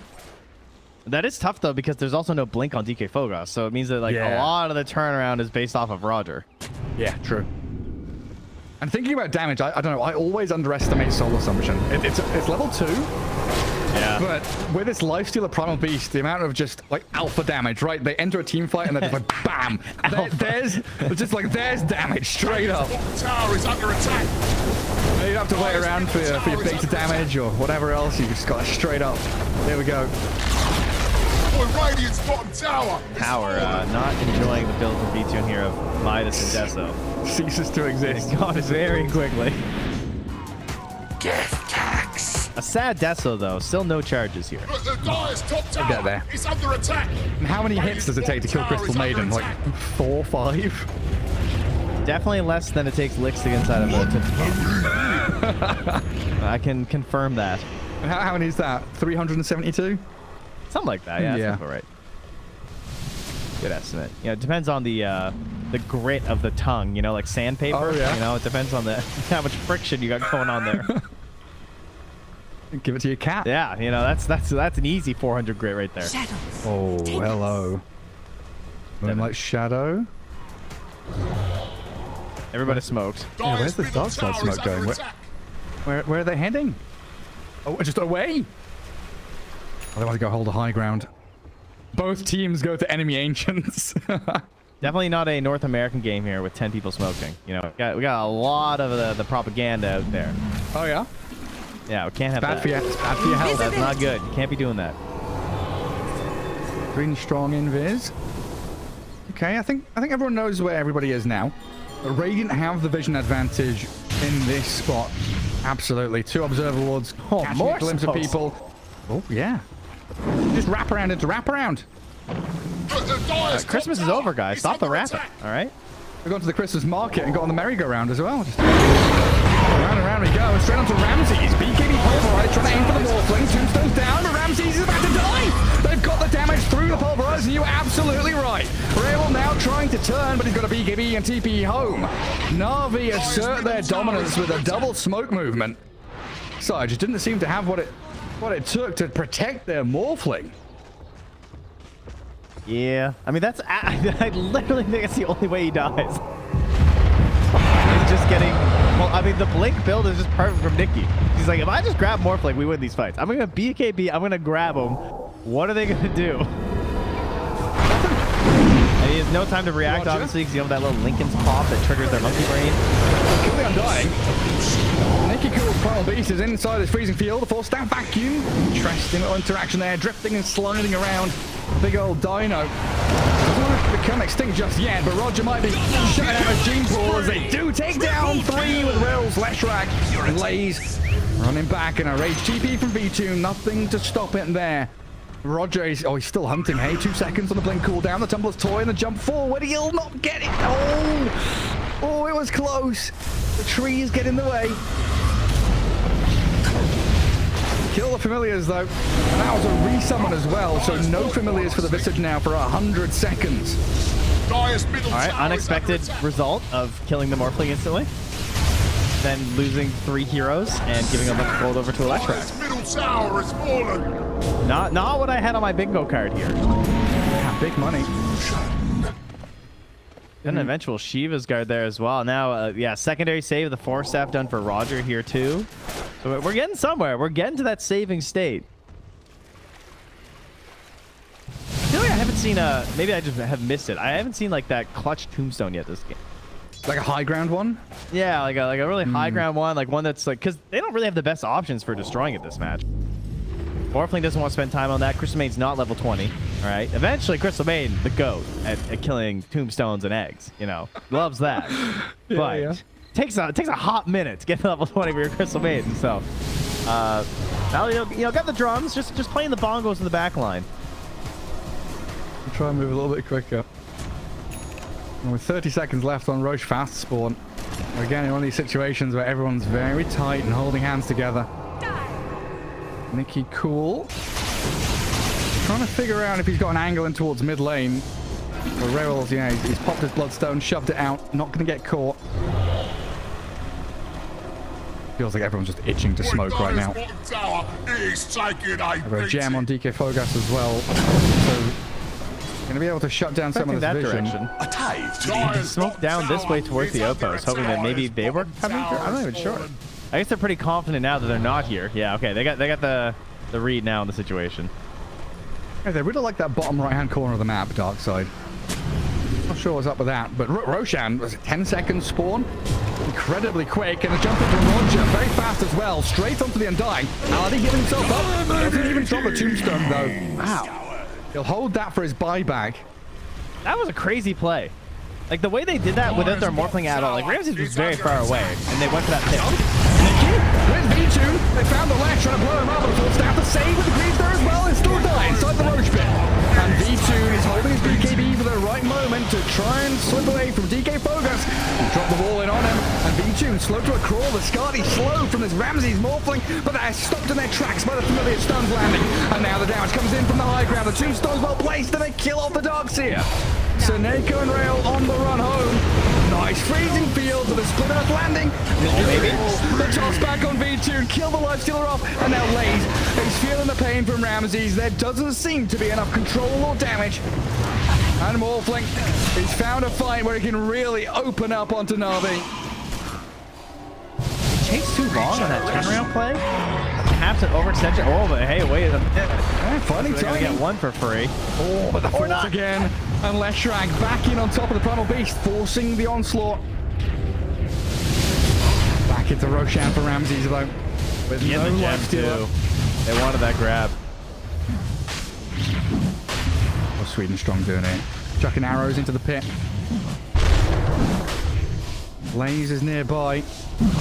He's got that one familiar. He's got one familiar trying to scout. Roger with a toss back, finding Marana. One leap, four staff, no leaps remaining. And Roger trying to tumble forward. Arrows chucked back into the Roach pin. And now potentially here, Na'Vi with their heroes respawning have defended. She has buyback too, if necessary, but it doesn't seem that they'll need it because there's still BKB Blink on the Primal Beast. They do not want to go in that pit. There is, however, BKB now on that Morphling finished up here, so... Oh, BKB popped. Next, Nicky Cool's gone straight in. They tried to charge onto DK Focus and Rail, but getting caught out by this Roger Avalanche toss again. Dragged around the team fight, V2 pops out, the vacuum wall, and on the lifestealer. Tombstone's on the high ground, but Ramses shreds through the Undying, and V2's got nothing left to give here. Has to contend with his own illusion. And a buyback from the Primal Beast as well. Na'Vi desperate to hold on to this second Aegis. And it's costing them a lot right now. Like that buyback right there too. Like, I mean, they knew he didn't even have BKB either. Like, he popped it right before he died. So not a lot of threat in the return of that Primal Beast. Allows them to get a rather easy escape out. And they're content to just keep farming it up a little bit here because they know they needed the time for Ramses, and he is there at this point. He went from a quick grab and easy kill to now a very difficult hero to catch unless you get it before the BKB, and with none of these allies, these saving moves are... Now they have the mobility, they have the blinks, they have the 4 staffs. Another 4 staff nearly done now for Seneko as well. And the damage stacking for Rabel too, so it's not just Morphling who has to do the heavy lifting. Take us. Also, these walls from DK Fogos. Really nice mid game from this Darkseer. Like, very greedy hero at the start, couldn't contribute a lot, but he's hitting the big plays. This could be interesting though. Roger jumps into the Roach pit, trying to scout them out, but it's everybody from Na'Vi here. V-Tune nukes him down, and it looks like a little retreat, not fully falling back. And Na'Vi deciding, hang on, high ground, hold that. Bogo saw the 5-hero vacuum, and he had to stop himself. He almost cast, and he's like, no, I don't have wall. I don't even know if I want them to know I'm here. Then he got hit by a zombie. Arrow. Spotting Roger in the back.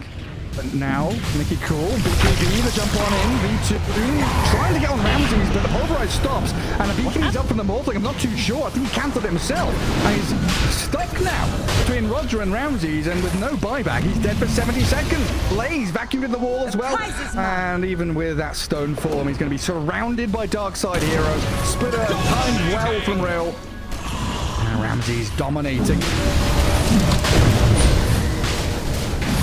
That early momentum of Na'Vi, they sort of just stalled out. They didn't have that same ability to pressure in the previous match, partially because they don't have like the ease, I think, of moving down the lanes with someone like the Drow Ranger, where you feel a little bit more confident approaching towers with the way that they were set up. A lot more pressure in terms of going for fights and kills because you have a Primal Beast mid instead of a Dazzle mid. It's harder to transition those, you know, fights, even when you win a couple of them, into objectives because that wasn't like the base goal is get killed, get objective, but when you just go for objectives, you know, you're already at the objective. They come to you. Yeah, so it is harder to execute for Na'Vi, and that stall out is what puts them back in the game. Roger's going for a crazy one there. Yeah, trying to get deep into that base.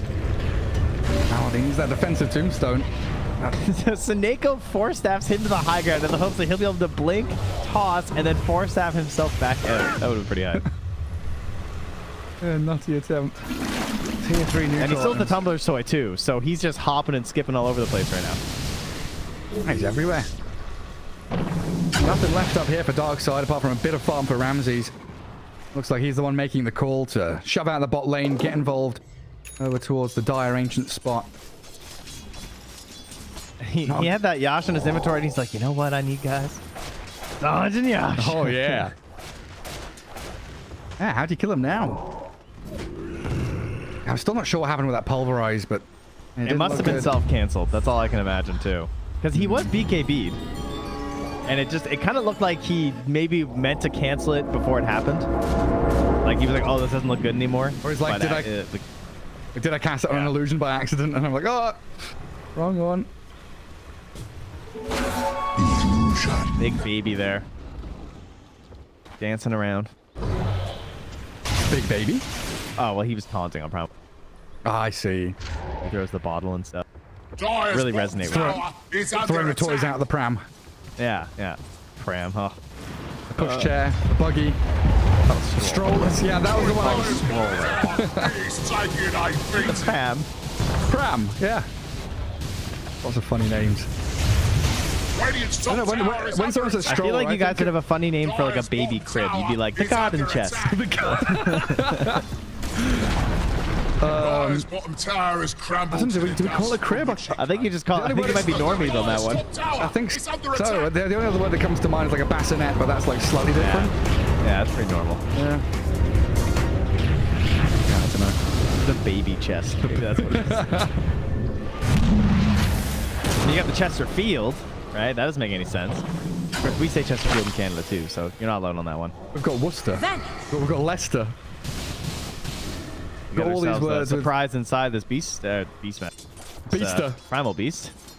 Beast. The Beastershire sauce. Leaping over. Yeah, Navi. You know, of all the heroes ground up into a sauce, I feel like Primal Beast would be the tastiest. I mean, if we're on that wavelength. You sure about that? I think so. The tastiest you of know, all? he's got a little bit of spice, you know. I think Enchantress, like, hands down. Yeah, she's up there. She's definitely up there. She's a strong contender. Hello, Electrak. He's got Aegis, right? He'll have a second life, so not a big deal him dying. Still holding BKB and the Bloodstone, while Navi have expended a fair amount there. Oh, Rail will BKB up and run away. The nice thing is that we have vegetarian options too, like drink. Or Morphling. It's just water. I guess technically Sand King then at that point too. Yeah, he's just sand, you know? Yeah. I'm not sure about that. I don't want to... Darkseer just becomes grape juice, you know? He's just... delicious. Pointy grapes. You know in Japan how they make the like square watermelons and stuff? Now I want a Darkseer themed pointy grape. Ooh, now I want cubed grapes. Can they cube grapes? That would be hype. They must be able to, right? Oh, that's a nice novelty agriculture right there. Hell yeah. Oh, I did, you know, Darkside need a high ground attack like I need a cubed grape right about now. If I had to say.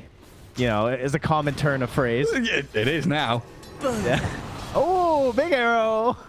What's he got? Oh, the main. Yeah, he hits the Neko in the trees. Pointless arrow that's really far away.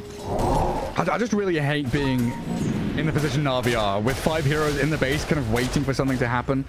They're probably out of smokes. Oh, they've got 1 smoke on Undying, so at least a way to get out of their base. Okay, just, like, finding the attack is difficult. That is annoying, but I also hate it when you're 5 heroes standing at like the stairs and you feel like you shouldn't be going. Because like, oh, they're 5 on the high ground and we're 5 down here and like we don't have Aegis anymore. Allies disappear. So they were both kind of in a tricky spot there. And then you get into that kind of tug of war of, you know, who kind of game of chicken, then tug of war, who blinks first, who goes to push out side lanes, who fills the spot. No, it's a tug of war of the same team because the cores want to go farm. Had to BKB to defend himself against the Tiny. Blow up Roger though, as Darkside with Ramses and PK. Progress lands the 3-man vacuum and Ramses onto lanes, forcing the stone forward, blowing up. Nikki Cool. Familiar's falling quickly and the Vestige is surrounded. No way out of this. Destroyed by the Morphling, who is absolutely online now with a Chrysalis. It's taken 36 minutes, but Ramses double damage rune helping him to secure a couple of good kills. He's just so terrifying at this point. This was the eventuality that was promised. They really baited Navi into this Lifestealer pick. Like 100% they knew this Lifestealer was coming, and the lack of ban on the Morphling was certainly a bit of an oversight there, considering how commonly it is used as a counterpick to the Lifestealer. They got him pretty good. Yeah. That snap pick. Very apparent. I would say they couldn't have won this game for Navi, but it is much harder, I think, with the Lifestealer. man, Morphling with rage as well now. It's the fate of us. V-Team have to use it to deward the high ground. And they own. How does it work with open wounds? You get it as long as you have the shard, right? I assume, It's like so, Rubik. yeah. I know. I can't remember if they changed it, because I know it used to be that way, and then for some reason my brain thinks it might have changed. No, he doesn't have it. Yeah, okay. I don't think it works that way. I think it used to work that way on both Morphling and Rubik, but now it only works that way on Rubik. Okay. I think. So is it like if Lifesteal has a shard, will he then get it, or is it just? Yes, I think it's reversed. So it's like if they have the shard, I think you get it. You're turning into them. We'll check after. Well, that's the beauty of Dota, guys. There's a million mechanics, and sometimes you don't want to be 100% certain on things when you're not certain. But hey, I am certain that Lincoln's is very good. Good choice from Rebel there. Fully protected now. A great spot also to pivot up to this Ancients area. Start cutting into the bottom wave. That's going to take everything. They're looking for that sneaky play again. They're going to show themselves on that Radiant Ward, though. The barracks are falling so damn quickly. Lash and Morphling have taken down the ranged already. That was a great Crystal Nova. It canceled any blink opportunity there from Nicky Cool. Give him a safe de-escalation of the situation. Oh, Nicky. Oh, I got him again. Another Crystal Nova. And the top's there. Roger chucks the Primal Beast across, full snapping away, and the wall is dropped onto Lifesteal while Ramsey, the waveform straining on top of V2, and he might be dying through the TP. Successfully home, though. That arrow hitting the Darkseer illusion saved him. Really? Yeah, because he keeps taking a lot of damage. Oh, it's called a cot. I'm just sorry, looking at chat. Yeah, baby's bed is called a cot. Okay, I almost said cot as a joke. Are you serious? Yeah. I'm not even kidding. Yeah, I completely forgotten, but chat, of course, well on top of things. Hey, put the baby in the cot. I can't believe that. Take him out of the push chair. Wow, now I wish I had said that. Take him out of the pram. Really sniped it there. Out of the pram into the cot. Yeah. Cot is only reserved here for the least comfortable of bed. It's just canvas over metal bars. That is a cot. You know, your typical... Like an army bed. Military cot. Yeah. That's the only time we use that term. Okay. So I wouldn't put my baby in a cot. Gotta say, pretty uncomfortable. I wouldn't put my baby in a stroller. I don't know, when I hear stroller, I think of that, the Zimmer frame, you know, the thing that old people use to keep their balance, roll along. In my head, that's what a stroller is. What are we looking at? A minute for Roche. Darkside, 23k ahead now. It has just been a one-way street this past 15 minutes. And Ramsey's out on his own, just wandering up to high ground, waiting for Navi to come to him, and another desperate smoke. So we got Basher Lifestealer, we got Scythe on Visage. All right, these are key items that, given the right circumstance, could win you this fight. Despite being at 23k, because if you just kill that truck right away, that's 23k right there. Oh, but look at this positioning around the arcade room. Navi, they're about to get jumped, and Navi's blown up. Onslaught, the Power Beast, he's aiming the Morphling. He did get his PKB off, it looked like. Oh, wait. And Ramsey's turning, surviving through it. Not a chance in hell of killing off this Ramsey's Morph. Far too tanky. And V-Tune, he's going to have to try and BKB TP home again, leaving the rest of his squad to die. Darkside didn't lose a single soul, forced out the buyback from Maladies and dying, and V2 calls GG. Yeah, the Roche was spawning in just a moment anyway. DK Poke was checked. Wasn't there quite yet, but does not matter. Because they know. That was their last chance. Got a couple items, went for the big fight. And the positioning, like you pointed out right at the center of that fight, just perfect. Being up on that high ground there with the vision. And a lot of struggles there from Navi in this game. It was not nearly as simple to play out with the strategy that they came with this time. Much harder to push, even just through the tier 1s, let alone getting to the tier 2s. And this time, it was the support duo of Navi that really struggled outside of the laning phase. Because that was Darkside's problem last match.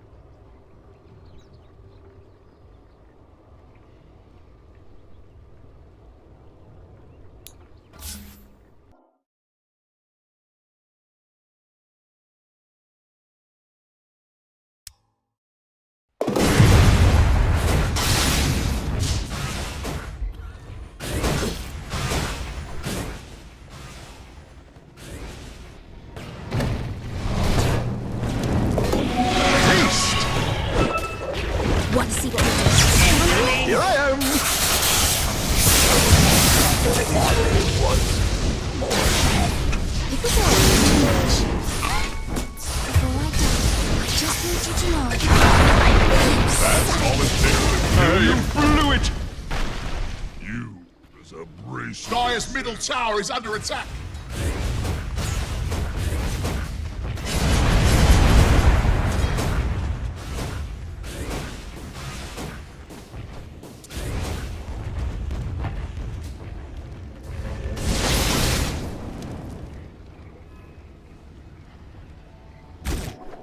Hunting bounties.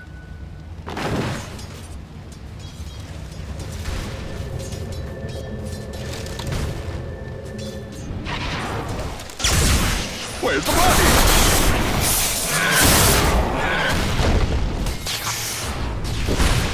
Ah! Over here now. Here they are. The heart. Blown away.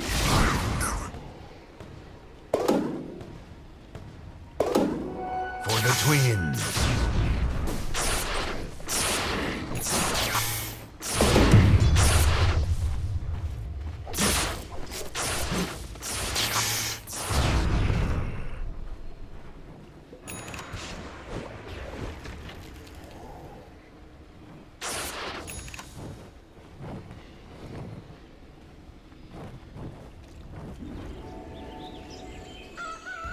Dire's middle tower is under attack.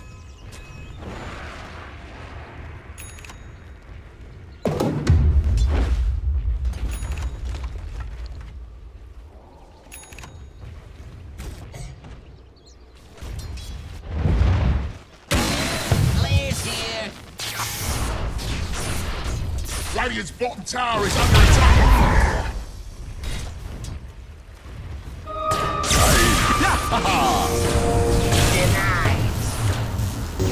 Over here now. My trap. Killing spree. Double kill. Radiant's bottom tower is under attack.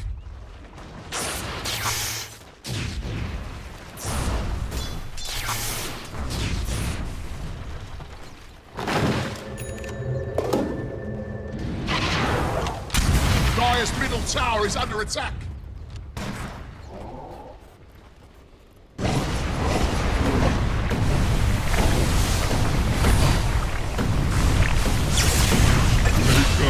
Touche. From my stone.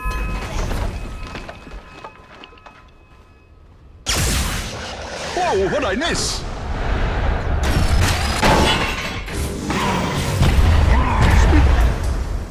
Away.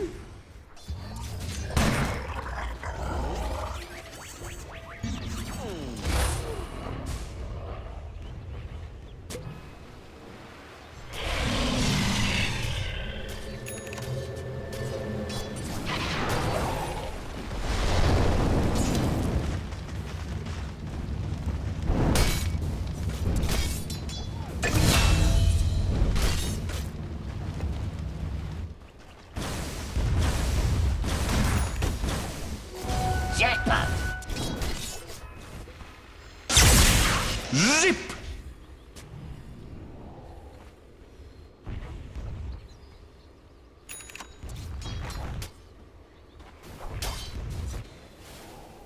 Boy, Dire's bottom tower is taking a beating.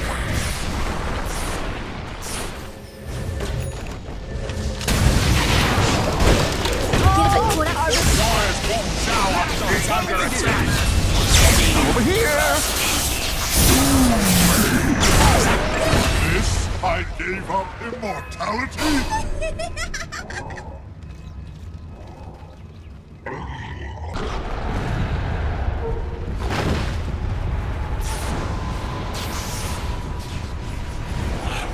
Killing spree. Dire's middle tower is under attack.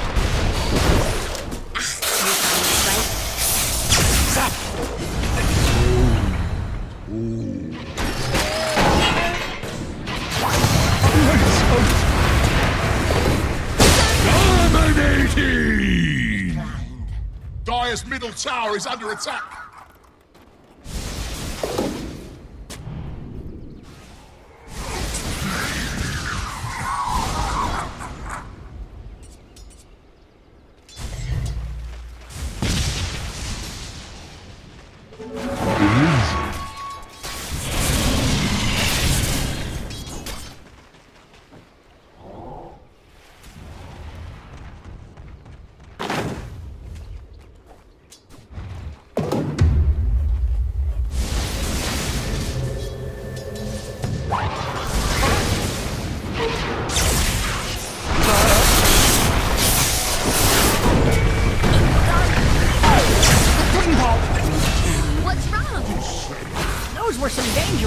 shade. Zip zap!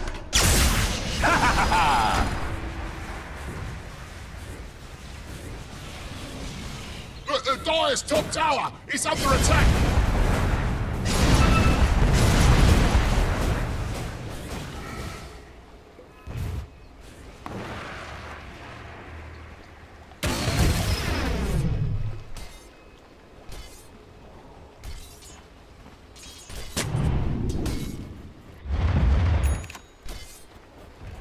Radiant's bottom tower is under attack! Oh, the Dire's fortified, I see. Players here. Radiant's bottom tower is under attack!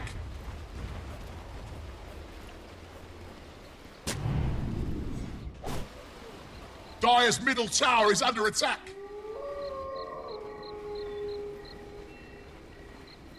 Guess it's my shout. Dire's middle tower has fallen!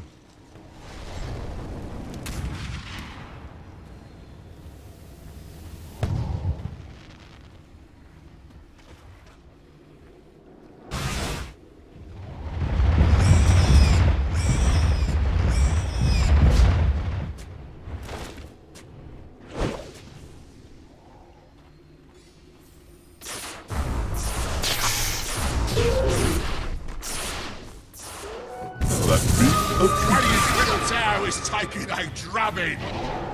The Dire's top tower is under attack! Here I am! Dire's top tower has fallen! Radiant's middle tower is taking a drubbing! Boy, Dire's bottom tower is taking a beating! Ho-ho! Dire's structures are fortified!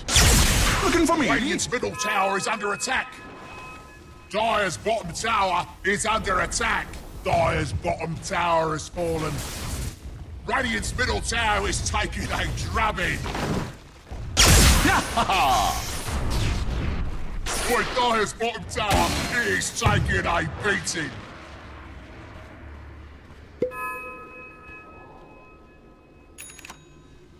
Radiant's top tower is under attack! Dire's middle tower is under attack!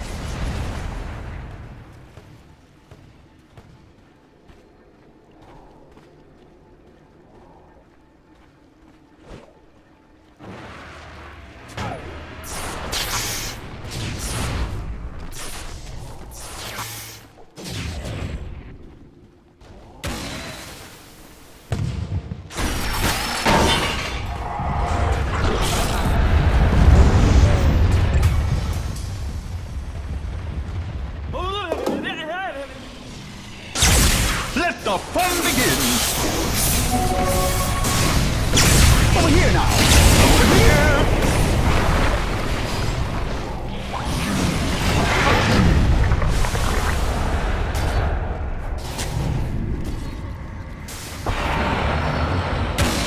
Coming in.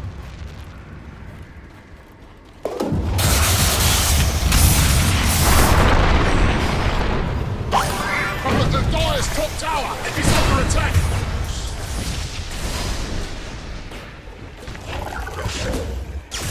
My fault. Whoa, what'd I miss?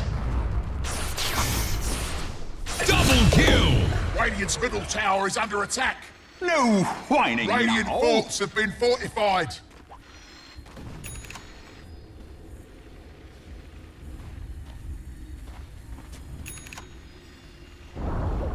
Radiant's middle tower has been denied!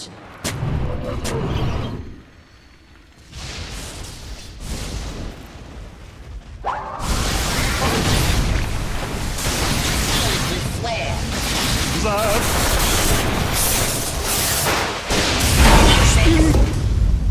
Away! Worked you over good.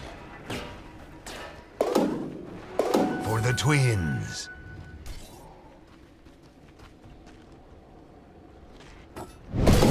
I'm not opposed to taking the occasional bounty. All sorts of rum.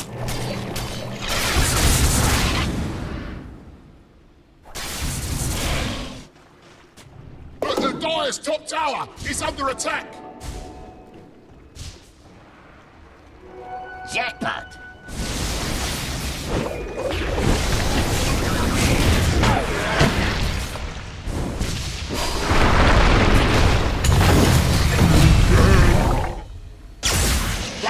Radiant tower is under attack.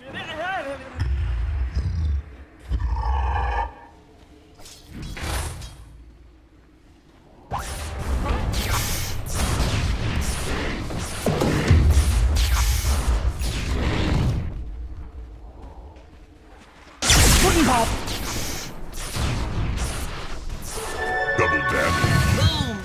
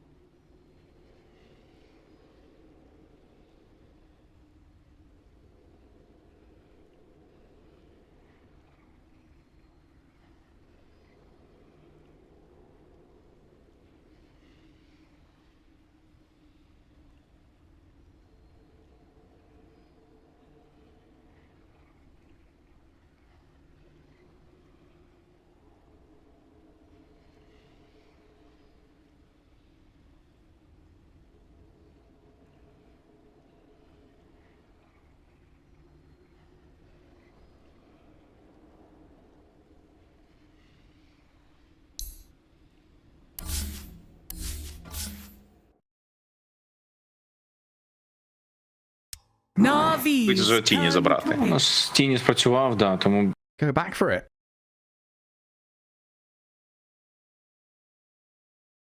I think a common theme for Darkside in the two games is trying to give DK Phogos. I feel like even with the Darkseer, like he made some nice vacuums and stuff, but I wouldn't say that his hero, like I think it could have been a lot of other heroes. It could have pretty much been anyone who built Greaves or something. I don't know if like the Darkseer was fully utilized. Like again, it didn't have an agi carry that it was trying to use the wall on and stuff. It wasn't like the best Darkseer game ever. There weren't that many early plays with like Surge and Iron Shell.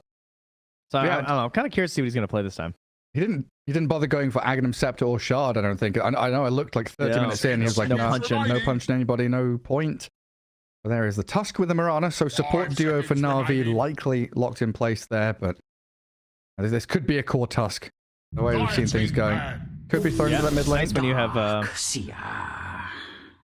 Yeah, so that's what I wondered about the Tiny was like, because I think that the Tiny, that's a good way to open up for a Darkseer for sure. They combo really well together throughout the entire game. You can say the same thing about Tusk, but maybe the nuke potential of Darkseer or Tiny's a little bit better for the Darkseer the earlier, opposed to Tusk being more reliant on like tag team. I still think Tusk is like the best hero, I think, because to me he just lets you go and get fights pretty securely at even before level 6, right? You can like give the tome to the other support and so in makes sense, and Tusk can just start. Yeah, all you need is level 2, right? Yeah. Snowball shards, a snowball tag team, and you're good to go. I also really like this Darkseer when you've got a player like Ramses on your team, because you know that he's going to be on some kind of hard position 1 carry hero. And the fact that, again, Mirana and Tusk kind of dogpile heroes. They snowball, grab someone, they roll around, arrow lands, you get on top of an opponent. Then you've got this vacuum to reset and make sure that... It's a saving mechanism in team fights. It's a way just to kind of delay and extend the lives of your carry. It's definitely the big turnaround option. It's always been highly regarded ability to do that. I mean, they're going to ban out some other good combos with the Darkseer there, though. Take Spirit. Also been a great hero to pair with Mirana. Yeah. Going to remove that as an option. And likely going to end this phase, unless they have something that can double for like a Nikki Cool and a Laze hero. Probably just going to be a Laze hero coming out of this. Or they could pick their position 1 for Vision if they're confident, like the match. Yeah, like the Anti-Mage, for example. That could have been something for sure. Where it's just like, yeah, we know what the lane's going to be. It's going to be Tiny Darkseer. I'm a little surprised they go for that ban. I feel like, I don't know if that hero's that good right now. It's just against Darkseer. Your hero just becomes a non-factor. You'll feel really dumb if you lose to. That's definitely a reasonable duration. Don't want to lose to AM. Don't want to be dumb losing to AM. I don't want to be those guys. I really want to see what Laze is capable of outside of Visage, though. We've had, 2 games in a row now of him on that. One looked good when the draft played around it. Second one just looked like you know, your average Visage game. He did all right, bought some auras, but it wasn't spectacular by any means. But yeah, I'm not sure where they could head. Like Centaur is an option out there that's become increasingly popular. There's something Playing that a lot of Enigma as well, which is pretty good with Mirana, I think, in a lot of situations. Radiant team, ban. But I mean, you also have the Tusk too, so you're probably going to be playing with the Tusk in the lane. Just like I like Enigma when you have someone who is very good at roaming early, so be it Mirana or Tusk. I think that your ability to solo the lane at times with the equilibrium and everything is really beneficial to the support player. And that lets them like get things rolling. The only problem with committing to it this early is, well, number one, Enigma has quite a few counter picks available. Things like, pulls a silencer, pretty annoying, even if Black Hole's not like focus. And then on top of that, people are gonna like, you don't know what the mid is, so it might be a very survivable mid hero, and then it's harder for the Mirana or the Tusk to get those ganks off, and then the whole lane isn't that great. And especially with the prevalence of your snipers, Lenas, these long range heroes, even the Lash, we saw them used as maybe not counters to Enigma overall, but counters to Black Hole in particular. Like Lesh pops BKB Bloodstone, you Black Hole him, yeah, whatever, he doesn't care, he survives. Sniper and Lena with 1,000 attack range are very difficult to close the gap on. Lots of heroes out there that can contend with him, but here we go, Navi with the techies. So that's position 4 techies, that means Tusk is middle. That's funny, I was actually thinking about Death Prophet for Navi. China games. Yeah, I think you're probably right, though. Probably Tusk mid.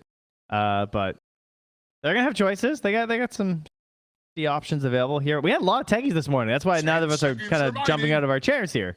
There's the previous series that has already featured techies today, and techies still doing just techies things. Didn't what did it go? What 1-1? I think. Sure, but it's still a very interesting hero with all the changes. I like it in the laning stage for just like securing range creeps. I think the key is to not get like laning against the Crystal Maiden, or like just don't let them get too many double Crystal Novas. I feel the same way about Crystal the Maiden. Blast Off. The devil. Yeah, there she is. Seneca's hero comes out in 4th pick. Yeah, the fact that techies, pre-enemy BKB timings can solo kill some heroes, blast off with the mine placement, it can get real disgusting. 10 seconds remaining. Such a strong hero when you've got the ability with Mirana and Tusk and techies just to all jump on one target and blow them up. They were doing it this morning with the Centaur combo, right? Which is like kind of a common thing. This idea of like Centaur plus techies, stun, the damage, lots of nuke potential. You could do a similar thing with Tusk if it's a core 3 for sure. So they still have plenty of options here for where they want to put these counter picks here from Navi. And obviously you want those options to be open when you're at this point in the draft. Do you remember when you could snowball techies mines? Yes. Yeah. I always think about that when I see these two heroes. Yeah. And then even after they fixed it, when you would snowball, you would click them and they'd actually add the damage to the snowball. Oh, really? Yeah, but I think that eventually got fixed too. Some disgusting stuff yeah, going on with these two heroes. For anyone wondering, literally there was a point where they were just sort of bugged. You could click them and grab them and they would go with you in the snowball. Yeah, they were a unit that you could drag in the snowball along and then blow up immediately on contact. That should be left in, honestly. That's cool. Yeah, okay, Trent. Yeah, cool. Well, dude, remote, the mines are gone. All right, it's over. Proxy mines only now. The Faceless Void. Radiant team, bang. And he's gonna sustain against Darkside in lane. What else is he good at here? Just a big, long cooldown, massive ulti to trap people in with that chrono. Late game security with a Void. Definitely a comfort hero, I think. Just this hero that it gives you that last pick of yours. It gives you so many options. Like even if it's not the best game for that hero, it's gonna have a lot of options. That is a crazy ban. Why did they just ban Beastmaster? 10 seconds remaining. Are they worried about a mid techies? They would go mid Tusk, right? Mid Tusk, 5 techies. Yeah, but 4 Mirana. But then with 3 Beastmaster, like I don't think you'd have enough damage into the chrono if it was like mid Tusk though. That's why I wonder if they're worried about like an E-Blade Thompson style techies or something. Maybe you're right. Is it time to go on Nicky Cool's Dota buff and see what he's about? I mean, he already played Mid Dazzle, so you can tell he watches the Thompson stream. Maybe Thompson watches the Nicky stream. Maybe it's It's the other way around. I shouldn't be so presumptuous here. Let's have a look. Is it hub profile? I don't see any techies on his first page. Oh, not hidden. What a gamer. Gotta respect that. Everything's wide open. All right, he played some Shadow Shaman. That was not mid, though, unfortunately. I hate to break it to you guys. 5 seconds remaining. It looks like he's a Zeus Puck Bat Rider. He's practicing his Tusk, though. He's definitely been jumping in there, so it's most likely just going to be normal old Tusk mid. Probably, yeah. Magnus gone as well. Yeah, that would be nice with the Empower on the Faceless Void. Another big ulti to cycle through. Is Doom still in, right? Yeah, Doom has some issues versus Death Prophet, but I don't know. We've not seen Doom at all today, have we? No. At least in EU. Siren. Okay. Ooh. Okay, Ramses Naga. With a Darkseer, against all these heroes that jump, like all 4 heroes in NAVI jump in at some point. I swear. Be able to. They gave back the vacuum, like, what was that? Like, it must have been like a year and a bit ago now that you were able to now vacuum songed units again. And I don't know if I've seen it more than like twice. No, I swear, like, nobody knows that happened. I still have people in pubs being like, you can't do it. Like, you can though. For the record, everyone, it is back. Yeah. You can vacuum invulnerable units, which is also why you can vacuum Ember out of his remnants. Like, can you vacuum Storm out of Ball Lightning? Yeah. What? Unless that got changed. But it did work. Remember that when everyone was doing the 6 nulls or whatever, Storm? Yeah. That was a counter. You could actually vacuum him out of that. Oh, wow. Yeah. That's pretty incredible. But I'm not sure if that one works anymore. A lot of trickery in the Dota world. Yeah. Lots of loopholes. There are a lot of loopholes. Loopholes made of spaghetti. Okay, what's a crazy nuking position 3 that can do a bunch of damage in the chrono? I feel like this touch should be 3, and I want like a Lina-esque hero mid. Wait, Lina's still in. Just pick Lina. Just pick OD. Just go 3 Tusk. All right, OD's kind of hyped too. OD 3? Yeah. The Ags. I don't know. Yeah, I feel like this Tusk should just be a core, and we just an offlane. We pick Lina. Choose your hero. Grab ourselves a Timber. Also something that he's been playing a lot, by the way. Oh, Nicky Cool's still going to go Tusk. So Tusk against DP. Timber is going to be up against what? Naga Maiden. And you'll have it's a techie. A techie's Timber lane as well. That's going to be real nasty. That's a lot of AoE damage versus the illusions. Those illusions are just gone. I feel like they're going to try and dodge that matchup, and they're going to try and put the Naga Siren versus the Faceless Void. And then Darkseer against Timber. So yeah, we could end up with tri-lanes, couldn't we? We could end up with Timber against Darkseer, like in the top lane, bot lane. I guess wherever they. Or no, yeah, probably top, yeah. Wherever they end up. Probably. Oh wait, no, it'll probably be bottom because they'll probably take the Naga Siren. No wait, Naga and Dire. Yeah, no, Naga's probably going to want to stay top, so that would make sense. They'll be in one of the side lanes, Trent. Yeah. And then. I mean, I don't know, tri-lane with Void Techies Mirana against Tiny Maiden Naga? I think Navi try and keep the Timbers on the Techies 2-1-2 matching the Naga. That would be my guess at least. Yeah, we'll see what they get up to. I mean, I can never get enough of these team intros. When I added that, I was just so happy. Having like dramatic music and meteors falling from the sky, a hero appearing in front of you. Spooky 1-2. Yeah, nice that we have choices. Maybe chased by the Roche. To hack the console. Prepare for battle. Look at Ramses with these hacks, dude. Disappointing. Hacking. What's he done? Oh, he's trying to sell his boots, but he's messing up the micro. There you go.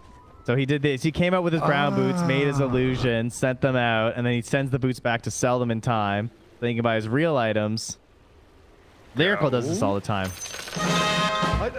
See, this is the funny thing. That's a turbo strat, and like I've played a lot of turbo in the past. I don't know, 3 years since it came out. Probably my main mode of play. And this was before everyone had an individual courier, and before people were spamming mangoes. Before we had these boots things, everyone in turbo's doing it. Just normal Dota has become turbo meta. Play faster, do things speedier. Seems a little unnecessary in this case, I gotta say. Usually you use it because then you can get to the. Like sometimes if you're buying something at like the side shop or whatever, or the secret shop or something, you can like get down here and then sell there, and then you bring it on the courier, and that way you're down faster for the wards. But Also, the fact his illusions were like AFK in the mid lane for a while.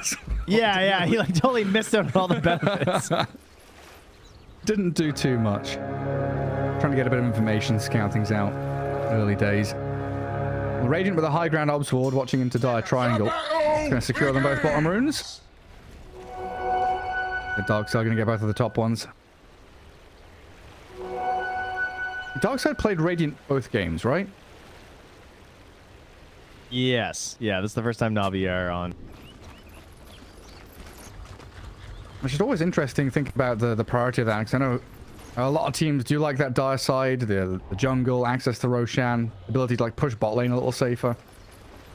See if that changes any of the game plan here from NAVI, as they do put that Timber techies together against the Naga and the Maiden. This seems great. Go for the D ward in time, easy peasy. And Snake takes not only does he take a lot of damage, they basically like trade evenly. Sweet Shot takes a little bit more, but the camp's gonna be open. And Snake will have to body. Oh, nice grab on the wave. Oh, that was huge. Did you see that? Snake made big plays. That wave was about to go under the tower, and he just aggroed it in time to stop him from going under the tower to catch this next wave here, so that Ramses can stay safe while he's farming right now. Very nice. Taking a lot of damage for it though, Seneko. These little mines chucked out by Sweden Strong are annoying. It also means, you know, Timber Sword's going to get pretty much free reign of that lane. Maiden is not having a good time. Back to the tower you go. It looks like V-Tune does get a courier kill down bot. Roger and Malady creating a new lane for themselves, dragging Radiant Creep Wave into one of the camps.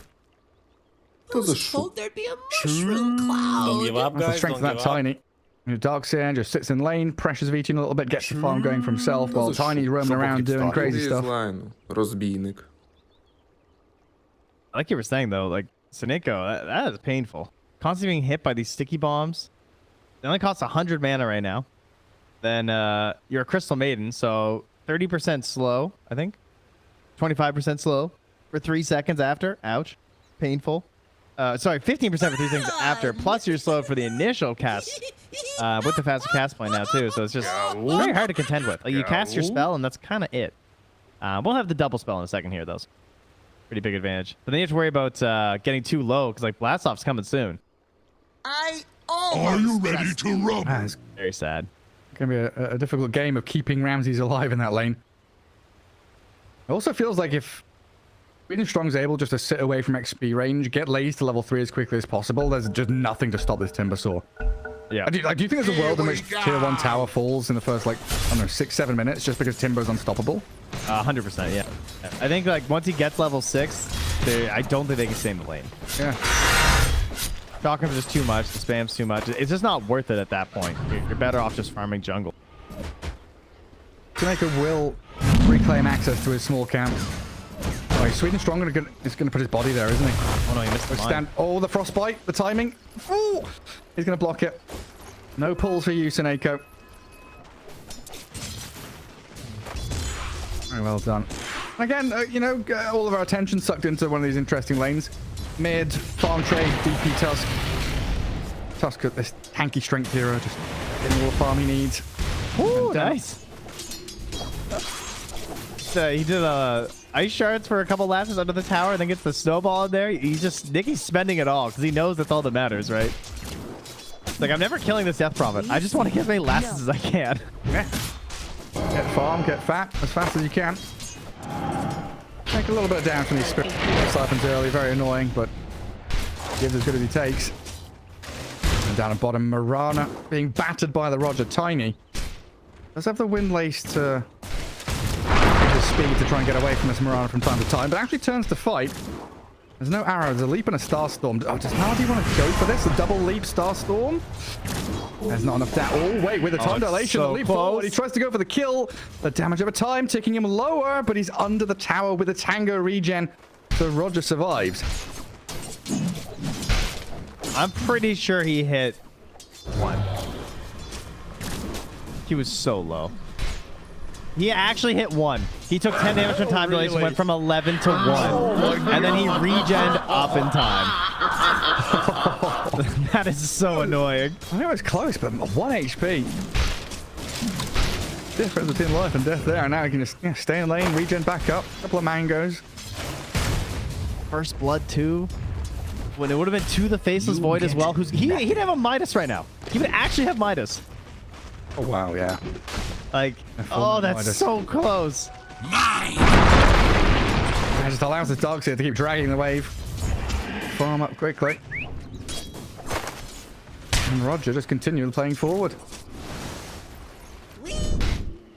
Radiant's middle tower is taken. DP and Tusk, who makes the first move? Who goes into a side lane? Like, Tusk kind of has to wait for the DP to do it, or else he... Yeah. Taking a lot of damage. I mean, it depends on the runes, too. Tusk wants a nice rune. Big one. And by a nice rune, I mean... Actually, you know, he does pretty well with all the runes, honestly. Because he has the good initiation. But you can get even freer initiation, so then you can do, like, Invis into Walrus Punch, and then if they try to escape, Snowball and everything, which is great. Keep catching Great up. with the haste rune. Great with DD. And great with a salve being brought to him by Sweden Strong. Yeah, also good, also good. Techie's just walked mid to salve his Tusk. That's your job now. Might get... You're going to stack the jungle as well. Oh, yeah. Very good, very good. Yeah, they're less concerned about pressuring, right? Than I maybe would have expected. Yeah, it feels like Timber just like hit level 4, so he's fine now. But I want to see this Techie really make some plays and getting onto this mid lane. DP turns with a Spirit Siphon. Last off's level 1, but doesn't go for it. And I felt that as well. A bit of packet loss there, it felt like. The old server having a hiccup. Yeah, I was envisioning more like resource and consumable spend into the top lane to try and slow down Ramsey. But it feels like they're just saying, you know, that puts Timber in a certain place. Like maybe once he's the Soul Ring, you're feeling a little bit better about constantly spamming like that. It feels like they're kind of getting away with a little bit on this. Oh, like Laser's missing out a full creep wave at his tower. Go. Not sure what Seneko is signaling there. It looks like he wants to try and maybe get some vision in the triangle to see if stacks are being made, but he's going to make a walk across. Yeah, that's that way. Another quiet game, though. Like 5 minutes in, no first plus is not what I've come to expect. No, not in any region, let alone Eastern Europe. I spent a DPC here last year. It's frightening. Yeah. It's like, oh, it's a 5v5 before rune spawn. Here we go. 10 heroes dead. Resumes. Classic. Classic. It's fun. We literally had one of those during TI quals. There's a 5v5 into Dire jungle, and I think 7 heroes died. It's like, yeah, it's like a 4-3 start before rune spawned. Here we are waiting 5.5 minutes in for first blood to happen. Another little attempt, maybe just a bit of chip damage onto the DP, but Seneco's joined the fray and TPing Tiny in. I do love how Ramses is playing this. This is so obnoxious. I did not anticipate this. Constantly pulling him off to the side like this, putting the pressure on Lays to just like sort of stick there. He can double farm the camp at the same time when it's up. Oh, they've had a block this whole time, so never. Maybe there was an additional strat there. All right, it's just good though. And he gets but the Midas is done. On the Void? Yeah. Getting ready. Mirana has a couple of leaps. Raindrops helping out there as well. There's a lot of poking and prodding, trying to find a way to unsettle Navi. Yeah, they've got like 3 side lanes right now. V-Tune closing in on level 6. Oh, he needs these couple of creeps to die to get it. But surrounded right now by 3 Darkside heroes. He gets a wall down to see Seneko. That's so nicely placed, but he doesn't know where Roger is. Yeah, Roger with the tree grab in behind to sneak his way into the tower. Iron Shell onto Roger. Oh, V-Tune time walks over the top of the Tiny. And now he has Chrono ready. He's hit level 6. And he has level 3 time walk too. Maybe unexpectedly. Like, I don't know if you would guess that, right? This early at level 6 at 3 points, I don't know if I see that often. So he's actually pretty safe in this situation. Maybe why they're so confident leaving him alone. Yeah, that's true. He does lose his boots, though, to Roger's Tiny backstabbing. This inventory, dude. Herald or Immortal. You know? On the Tiny, or? The Faceless Void. Minus 12. Yeah, I guess it depends what time of the game it is, you know? 7 minutes in? Yeah, okay, fine. But he's doing good for himself. Every time I look at Ramsey, like he's cleared out stacks, he's cutting waves, killing couriers. What can't this man do? The Dire's top tower is under Doing attack. so much dodge. Oh, nice dodge on the sticky bomb as well, just mirror imaging away from it. Blaze, he's level 6, so he doesn't have that chakram available. Knowing that Naga's level 5, no song could give him a chance. Attempt the kill here onto Ramses. There's level 6 on the Naga. Level up the song. I'm probably going to go for the song TP home, I'd assume, right now. Oh, he's waiting. He's biding his time. Hey, oh, Nicky Cool's got the first blood. There's the song from Ramses. Well, down at bottom. Okay, it's happened. To be second? Who died? Yeah, they did Chrono. I'm so surprised. What's Sweet Strong doing? He's 0-0-0 on tankies. I really thought they would try and get this pressure in, but it's really interesting to see how he's so much more passive about this. Like, he's catching the waves. He's getting some gold next for himself. Oh, DP's coming. Oh, nice toss. Dead to rights there, but now Marana the one getting caught out. DP with that speedy haste rune comes down bottom, looks for the tier 1 as well. Kick V2 out of his lane. He's already used Time Walk. Oh, this is dangerous for V2. In comes DK Focus from the north as well. Another Time Walk ready in a second, but the silence lasts too long. The value point is silence from the DP. Radiant structures. Oh, that's so painful. He tried to wait it out. He would have had such a huge regen. Not that it really mattered. He probably dies again after anyway, to be honest, because no one else was rotating. That's a freebie tower for them. But yeah, you're right. Like Sweden Strong, after the laning stage, he's like tried to sit mid, not really been able to get involved with anything. Let us fight. Yeah, I really was expecting more pressure with Blast Off and Sticky Bombs. There's some. Yeah, kill off the Tiny, but now the TP reaction's coming in. Oh, I guess cancel. Looks like DP got, yeah, she got arrowed. Yeah. Oh, what's that? There's a butterfly. I think he lives here. Techies. The Frostbite. All right, never mind. He doesn't live here. The courier. The courier. The couriers are coming. Oh, Ramses is dead. Oh, no. Oh, no. Tiny's coming. The techies is more important. You made it. So Naga died up at top to the Tusk and Timbersaw. Got a lot of T's on their team. Techies is there as well. Tasteless Void. It's under attack. All right, now I know I haven't been in on the Naga builds. Is this the thing? The Void Stone? That early though? Like you just grab. I mean, obviously you get it. You know, eventually you're gonna get the Orca. That's really cool. I didn't know that you picked up the Void Stone that early. I thought like the Yasha and Clarities would be more valuable. I think I've seen Dahak even go first item Orchid. He goes, oh really? Like Orchid into Manta. Maybe he went Yasha into Orchid then Manta, but I feel like I saw a couple of games where he had it very early on. I mean, it does make sense because like so much of the damage is just the Riptide. As long as you just keep spamming your mana, you don't necessarily need the Yasha. Yeah. There's some pretty good opportunities against heroes like Faceless Void and even the Timbersaw to some extent as well. Dead even game though. Still one tower being shoved in, but it's, man, they've got Glyph, they've got heroes nearby. Rail with a DD rune. Gonna hold out on that right hand side of the tower. Can actually come in and stop this at all? Like Sineko's level 5 still.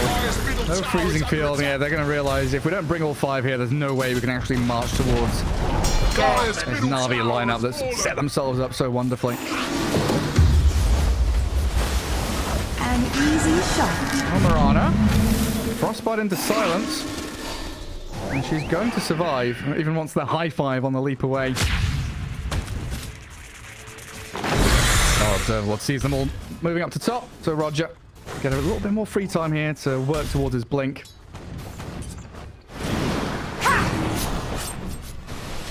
So I'm hyper-analyzing Naga Siren builds right now across other games to see if anyone else did this. And I haven't seen anyone else do this. Very cool. Okay. I like it. I'm sure someone else has, but, you know, I was just quickly checking out, you know, a burning game. I'm on it. They're not into it. Did you see the Dahak games there? No, I wasn't that fast, but I believe you. I mean, I may be absolutely wrong. You know, I've got... Oh, I'm sure there's other people doing it. It's just nice.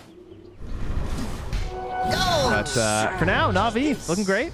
There is a lot of pressure on Ramsey's Naga 2 farm, and obviously his jungle's being invaded constantly by Laze, so that makes it very difficult. He's not getting the full value here. Laze has unlimited mana at this point because he has Occult Bracer, Raindrops, Soul Ring, and Arcane Boots. So he's a Crystal Maiden now. Right. Kill him. 4 heroes surrounding the Timber Saw. Lays down to half HP. The toss and the Centaur. Stomping! The Centaur! Oh! Dude, what? I think he lives. He had a chance to live. Yeah. I actually think he lives. If They it's catch Centaur. the Darks here in the bubble. DK Focus with the hood, though. Not tanky enough. So 4 heroes required from each team to kill off the position 3. All right. All right, Dota 2. I'm here. Deary me. Radiant's middle Tanky tower is fellas. under attack. And they've got to keep it even as well. I mean, 4-4. 1k lead for Navi, but it feels meaningless right now. But Yes, and the scaling is kind of frightening, I think. Okay, all right. Dire's bottom tower Coming back to the is point you under made attack. 5-6 minutes ago, the pressure, right? We were expecting this Techie's Timber to... okay, they killed the tier 1, but why is the Timber Saw not on tier 2? They've not really been able to chase down Ramses that much. 1 death is all that he's had to contend with, really. I think maybe they're just waiting for that like really big moment. I don't know. I feel like that's now though. So like, you know, great vision about Darkside seeing where Nicky's rotating on this Tusk, because Tusk should be the one putting fear into them right now, I would imagine. But he's going right into the BKB, which is great, but it's a long ways away. And this is a mid Tusk, who I think is pretty, you know, reliant on just fighting constantly and trying to go for these kills and putting this threat and pressure on the map. But there's amazing vision from Darkside. They're spotting where Malady's moving right now. They know exactly where Laze is. All these wards, so that was something they struggled with a lot in game 1 and has been dramatically improved. No, they see absolutely everything. That means Roger has that freedom again to sit top lane, wait for the waves of creeps to crash into his tower. Looking at 800 gold away from Blink. Very important item for them. Needs their primary form of catch. They can have some tanky heroes as well, like Sanjin Yasha. Sorry, Kaya Yasha is nearly done there for the DP. As I've T-Tours once more. Darkseer down bottom lane. My bad. It's all right. Nah, that's me just monologuing. They snowball killed him. It was free. It was nothing.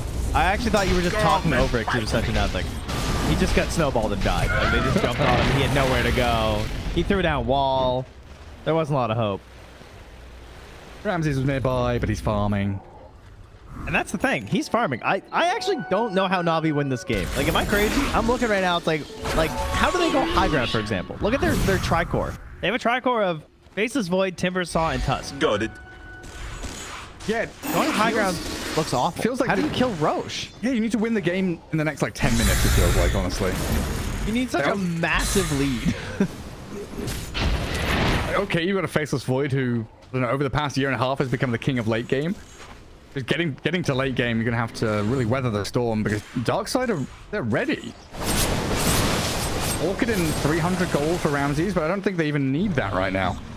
I think the fact that Roger's getting his blink this easily is a big problem. Like, it looks like he's not really under threat. He's just kind of chilling. He's taking the dead lane, getting blink dagger. Even if he dies here, it doesn't really matter. Because one more last hit. Come on, come on.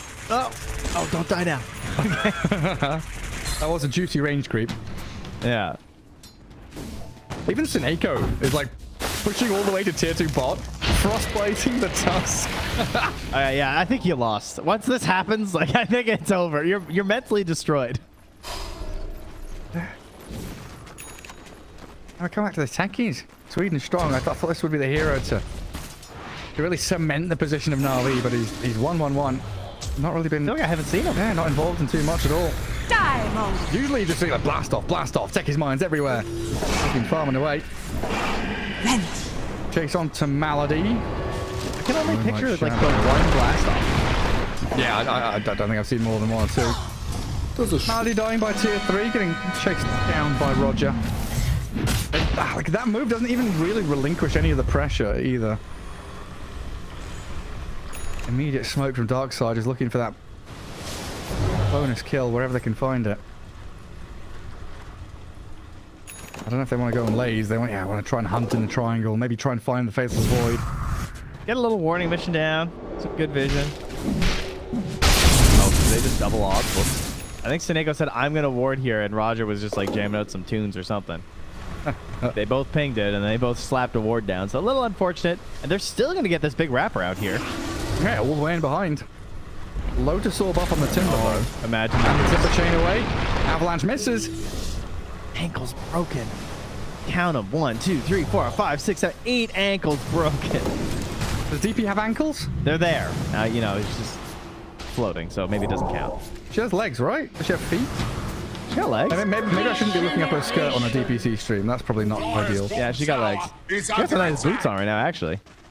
Oh, I think they look like boots, or are they just feet? I have no idea. I couldn't Aficionados in the chat, let me know. Dyer's bottom tower is taking Their a boots, their beating. heels, they flip-flops, sandals. All the Street Fighter players know what I'm talking about. They know. Radiant's middle tower is under attack. Oh, why? Is there a meme? No, they got... I don't know what's going on with those devs, man. They got feet issues. Oh, the double observer ward. They see him twice. It's 20/20 vision in the triangle right now. Well, the place is formerly known as the triangle. I've seen Marana twice. She dies once. Easy pickings. And Tier 1 in trouble now as well. They'll try and put Lazy on the front lines. Try and defend. Ramses does die to Nikki Cool down bottom, but in the mid lane, Lazy, he's onto Sineko. Rail here with the Exo and the Spirit Siphon. They've got a lot of damage, and that's not enough tankiness for the Timbersaw to withstand it. So Naga died down bottom without Chrono being expended either. Just Timber and Faithless Void battering into her. That is a bit of a problem. Avalanche on 2. Roger's going to toss the Faithless Void and they've got a silence on him. He's got no way to escape it. No BKB. And no survival for V-Tune. It really is just all falling apart for them now. This is with your Naga dying, and this still looks this good right now. Surged in Tiny. Oh, did he find him? Not gonna jump, not gonna pop his dust. Das ist schon. Oh. Malady. The double observer ward. Oh, wait, did he get the... Ooh, that's nice. Even tips an Eiko. Yeah, that's a lot of gold right there. Free money. That's more than a kill. Plenty. I had an orchid. What's his orchid in creeps? Yeah, I panicked for a second too. I immediately went. I didn't know you could hear it that far away. It's on the other side of the map. Global sound. Global orchiding, huh? His net worth's not looking great. I mean, he's in 5th place. Not a massive gap between. Oh yeah, nice back. And Nikki Cool. BKB'd up though. Surviving the onslaught. Getting Sweden Strong out of there. Still waiting for the observer to see any of these chronos though. And the observer is we gotta find a new guy. The observer. Good. Good strat. Yeah, just blame a person that doesn't exist. That's the way out of all of life's troubles. I can't believe we got Reginald on the obs again. Reginald. Oh, good old Reggie. Reggie and Jeremy. That's two people. We do have all the flack. We have a bottle of haste rune here in the mid. So, you know, maybe, Nikki, find something. Maybe. What was the name of the... Wait, was Reginald the name of the duck? BTS's... No, that was Tyrone, I think. Was it Tyrone, the wooden duck we had? So. Yeah. So glad I got to meet him a couple of times. Beautiful. He went on to become quite a, you know, in the Smash scene as well, you know. Oh, really? That duck was, yeah, he was the trophy for one of the summits. He was a popular figure? Yeah. Well known, well-established figure in the esports scene. Oh, jeez. Passed more games than you. Yeah, probably not. Don't know about that. Oh, Roger, hello. Sees them. Oh, when you place the off sentry and they jump away, you're like, okay, yeah, we're good. Surprised he didn't go for the D ward. I think I'd be feeling very confident at that moment. A little bit spooked. Ah, it's time for Navi to Moonlight Shadow. 3 at Darkside or 2 now under smoke, but Ramses again with a pause. Like you were saying, the fact that these fights are going so well for Darkside, just like a 4v5. Once Ramses has his Heart of Tarask, it's going to be such a challenging game for Navi.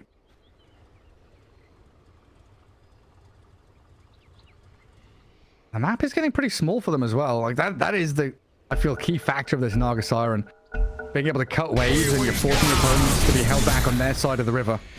Oh yeah. A frustrating hero to play both against and with. Because when I'm playing support with a Naga on my team, I just know. Like, I'm never seeing a creep wave again. The illusions just push out, you know, they go to the danger zone. I don't get any farm. The vacuum cleaner. Yeah. Sucks it all up. But, you know, then she wins the game for me, so it's okay. It's all that really matters. Just suck it. When your Naga's out on the map and she's farming, you just suck it. Banging away on the drums. Yeah, we just need some kid on the drums in the background. A nice obs place there as they watch these illusions farm. Soak up some XP. Oh, bash that courier. Go item 3, he says. That definitely gives away your ward, though. That seemed kind of unnecessary because I'm going to be real with you. Yeah, there's no way the Darkside come near that. They're all positioned up towards top. There's Roger D-warding, just hiding on top of a cliff, waiting for someone to come. It's just so funny to me from Navi. I don't actually know what the endpoint is. Like, does Ags on Doomer Solid? Where's the damage, dude? I mean, he still has level 1 chakra. Even. There's truly no damage. It's all effects as voids right clicks, yeah. God, I really don't know. It just felt at the end of the draft it was V-Tune against the world, basically. Trying some good lanes and... Well, he's just dying to Naga illusions. I legitimately want Navi to win so I can see how.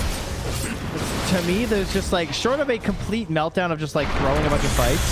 Oh, hey, I mean, they keep killing Naga, to be fair. That was a sick coverage from Roger. Let's go. No way. As well. No, you can't live.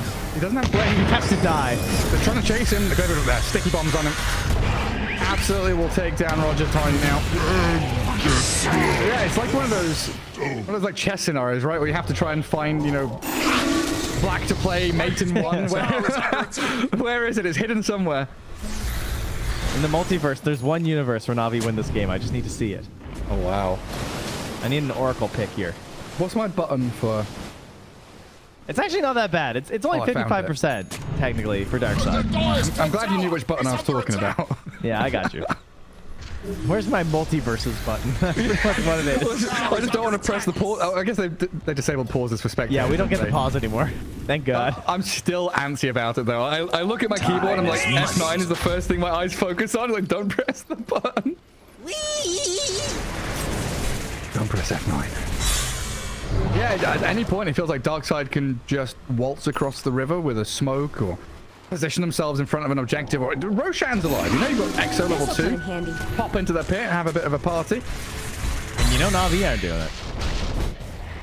And they're pinging it now. Is very unlikely to happen. I mean, I guess at this point, 24 minutes in, they could do it, but it's still going to be quite slow.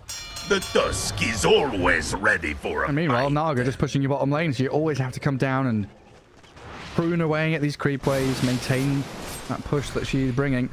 Because now you look at the map, you think, okay, well, bot lane's at tier 2. Kind of want to send someone down to farm there, and Nicky Cool is heading. But that's... Oh, yeah. Blows up inside the Roche pit. So Navi know this is happening now. Can or will they do something about it? They're smoking. I like that they scanned to make sure they didn't just, like, back out instantly. Roger breaks vision, blinks away from the chakram. Exo's going for this DP. Lays on front line and over silence. Trying to time walk in. Now he keeps up and the 3-man Chrono's there. But where is the damage? It's in onto the Naga side with an arrow to stunner as well. But Ramsey's there it is. A mega kill for Nicky Cool. The jump away from Sweden Strong. Taking still alive as Lays looks to blow the dogs here. And Malady leaping out of the freezing field. Seneco's had enough. Rebel. Keep chasing the Timbersaw. So we lose the Naga and the Techies 1 for 1. But that's advantage Navi. Arrow.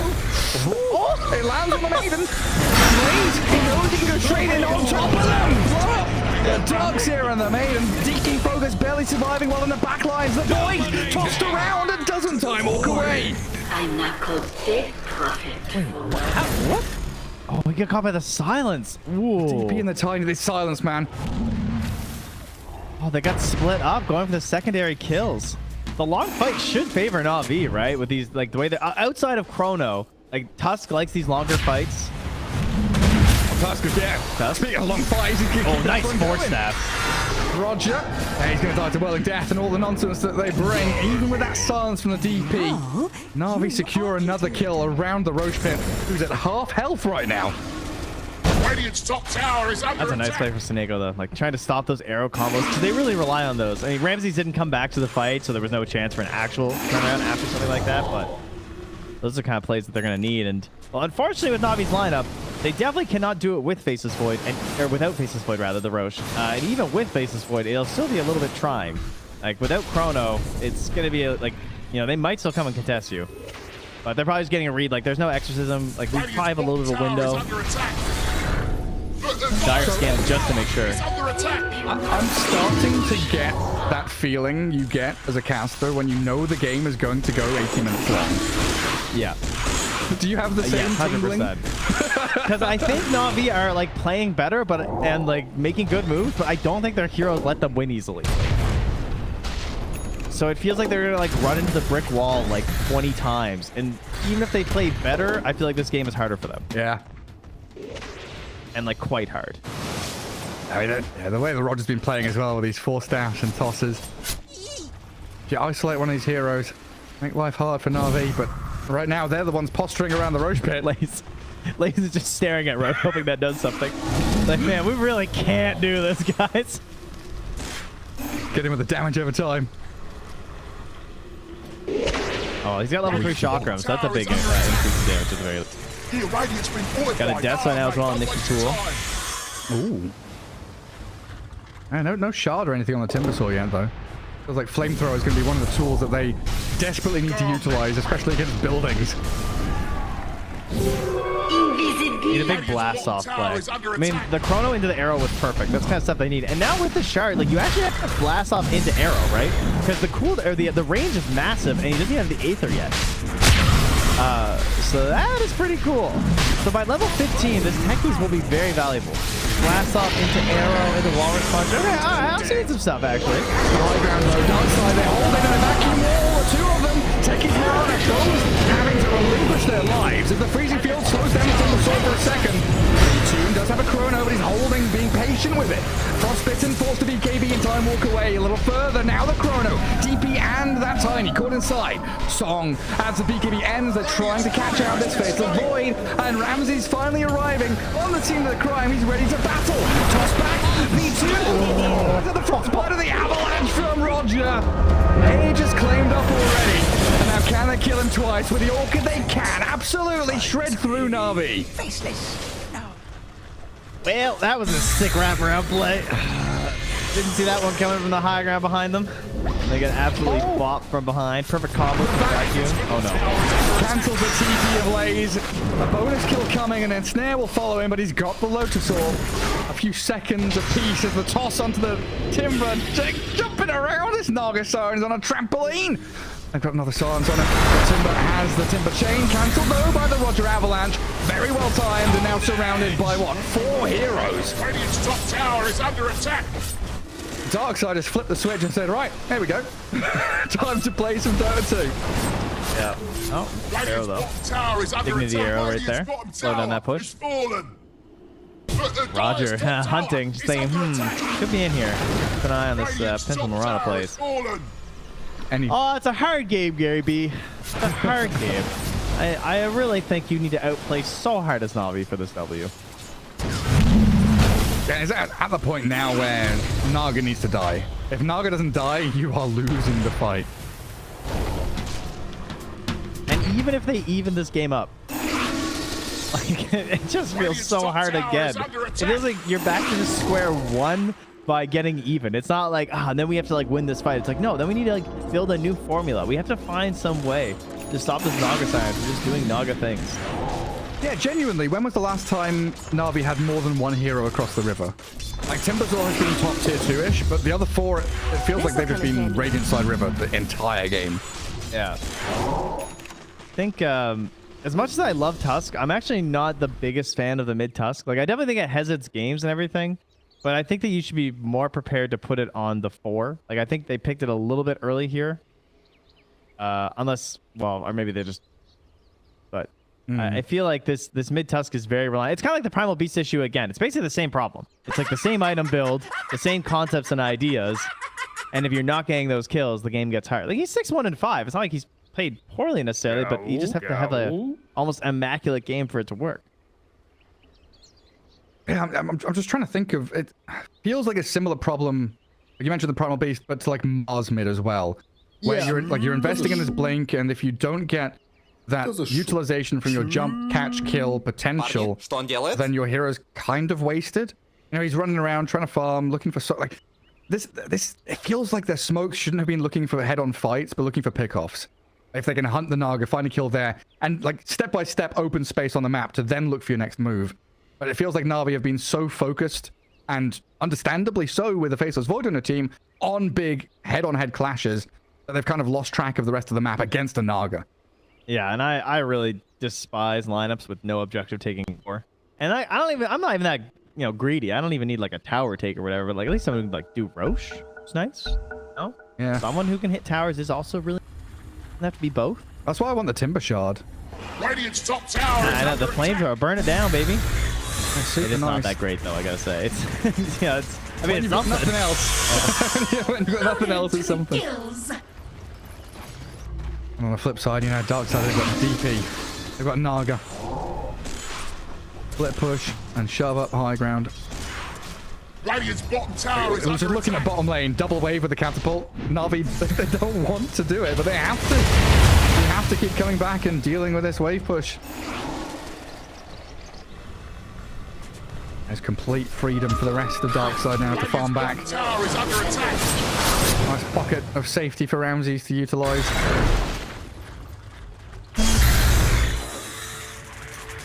Sweden strong and lays a little bit lost. Planting mines wherever they can and shoving out mid-wave. And a double-edged sword to a game where it feels like Navi are lacking in options also means there's pretty much no urgency for Darkside. Like, they're not going anywhere on the Radiant side. They're not farming. We're farming. We have pretty good vision still up there, too, from that cliff ward that never got dewarded. So they know if they're moving in towards the Ancients area up there. They're just chilling, pushing in bot and waiting for a response. Yeah, now we hit that brick wall where you were looking for damage to put into Chrono, and we're definitely starting to feel the effects of that. DP seems unkillable in Chrono. She's got Assange, BKB. Naga, Skadi is done. She's going to bring it out in a second or two. Tower is under attack. The two heroes that you want to kill are unkillable. Yeah, DB doesn't even feel that pressure. She's going Scythe. Like, she's not even buying another tankiness item of, like, you know, a Shiva or something. She's like, yeah, or Aeons. Nah. Good. We're fine. Yeah, we're fine. I mean, Darkseid's got Greaves' Pipe. You've got 3 unkillable heroes, and you've got your Tiny, who's got 4 staff blink, crossing people around. There's like Seneco's the only one that has to be actually worried for his life. They actually gave the tome to DK Pogos. Oh. He's only level 17. Got it. But yeah, he's going Scythe too. Kind of surprising. Scythe? Here's the Faceless Void. He's the be-all and end-all of this Navi lineup, it feels like. Yeah, Ramsey is probably just going to buy one next too. Might as well. Triple Scythe. Oh, yeah. Sounds insulting at that point. In Dota 1, there used to be rules against that. In Dota 1 leagues and tournaments, you could only buy 2 Sides of Ice, or 2 Necronomicons, or 2 Euls. Like, there were item limitations in Dota 1 leagues. Because it was rude. What about the cowards? I mean, we had to have rules for, like, backdooring back then because we didn't have backdoor protection. So it's like you're not allowed to take a tier 2 before you take a tier 1 or stuff like that. You're not allowed to go behind. Yeah, you're not allowed to go behind creep waves. That's actually really funny. There's so many little things like that where it had to be written into rule books that Dota 2 have just added naturally in the game. Admin's so just nice. pausing the game. Excuse me. You're not allowed to backdoor. That Treant just hit a tier 2. You'll be assessed a 100 gold penalty. Pink player, drop your boots. You need to destroy your boots right now. I think that's what you had to. If you bought like 2 mechs or something, you literally have to just go sell it. Oh, we got a jump on V-Tune. Gets his BKB off though. That's now on cooldown for 90 seconds, so a massive window for Darkside to exploit.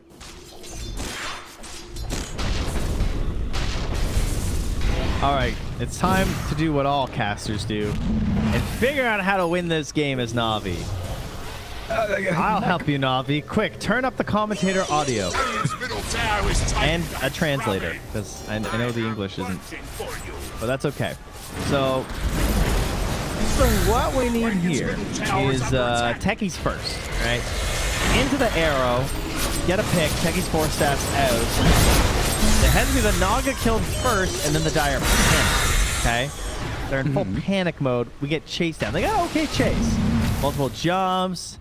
Timber Saw, Tusk with Blink and Snowball, arrows. They just need to hit every spell. Yeah. Kill Naga Siren first. And then do that all while Exorcism's on cooldown. Easy game. All nice. Right, perfect. So first we're gonna fade Exorcism. Step one. Step one. Die to Exorcism. Like... They're good at that. My go-to would just be like, they need a 5-man chrono, but even that doesn't feel like it's gonna win them a team fight. Yeah, I didn't even include the chrono. I have some assumptions. Oh. You know, we are in the 1 point in the ultimate meta, by the way. You know, we had the 1 point in the Shock'em earlier, the 1 point in Chrono, the 1 point in Doom is very common. Everyone's just like, you know, these other points, they don't make that big of a difference. Mana cost, not worth it. Yeah. What is the difference? 0.5. Is Chrono one of the, if not the worst scaling spells in the game? Yeah, it's pretty bad now. Like the cooldown only going to 140. Remember when Ags was like 60 seconds or something? You'd be awfully bored with it. Oh, good times. Yeah, that's pretty disgusting though.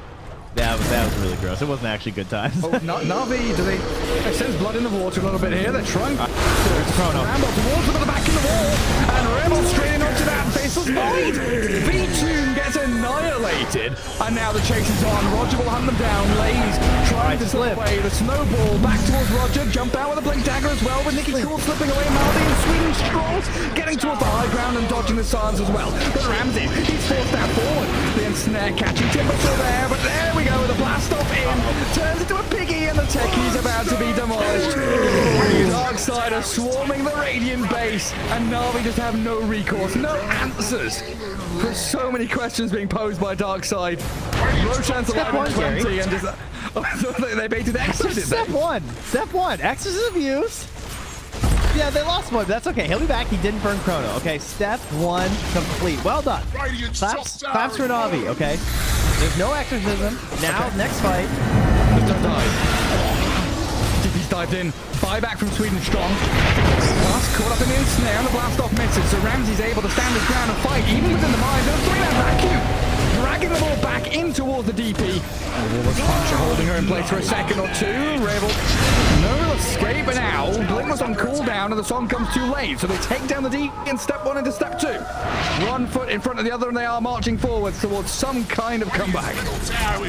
They need a big smoke. Yeah, actually, no TP out, but not going to catch him. My goodness, he is speedy. Oh, actually, he stopped for a second. They need to smoke out with his Chrono right now, right? I don't think they have a choice. Meanwhile, Malady's dying to Nugget illusion. Help. Hang on, what's happening here? Timbersaw? Oh, he chased all the 3-man. Chrono, V2, he's backing away a Dogs here. Do they have the damage to kill off a single hero? Doesn't look like it. Okay, finally DK progress 4. But it's a lot of expenditure from Navi and V2 and it's being shredded. The Frostbite high ground forces the man to stall out. But Nicky Cool, snowball save. By time for his V2 faces void. There'll be avalanche to catch him though. The damage not coming fast enough. V2, the toss back, bouncing around the lotus orb up. And Nicky Cool is just trying his hardest. Bless him. The poor fella's been ensnared by the Naga now. And Ramsey's, he's untouchable. The Naga will get a double kill and chase on towards Lays. He's slapping around with his seal totem to try and create a gap. But the bridge, it's been closed up, blown up, destroyed by Roger and Ramsey's. Dude, Sneko just hit so many frostbites. He has Aether Lens and Eye of the Vizier, plus the 125 frostbite cast range, and he's literally like he just goes non-stop. He uses his entire mana pool on frostbites, just catching everyone that whole time. Exo's back up as well. Buyback's coming in from Navi. Look at that frostbite! For now. Look how far it is. It's outside of the range when you're hyping it. Like that doesn't even show the full range. Oh wow. Hello. I mean, this DP has no fear.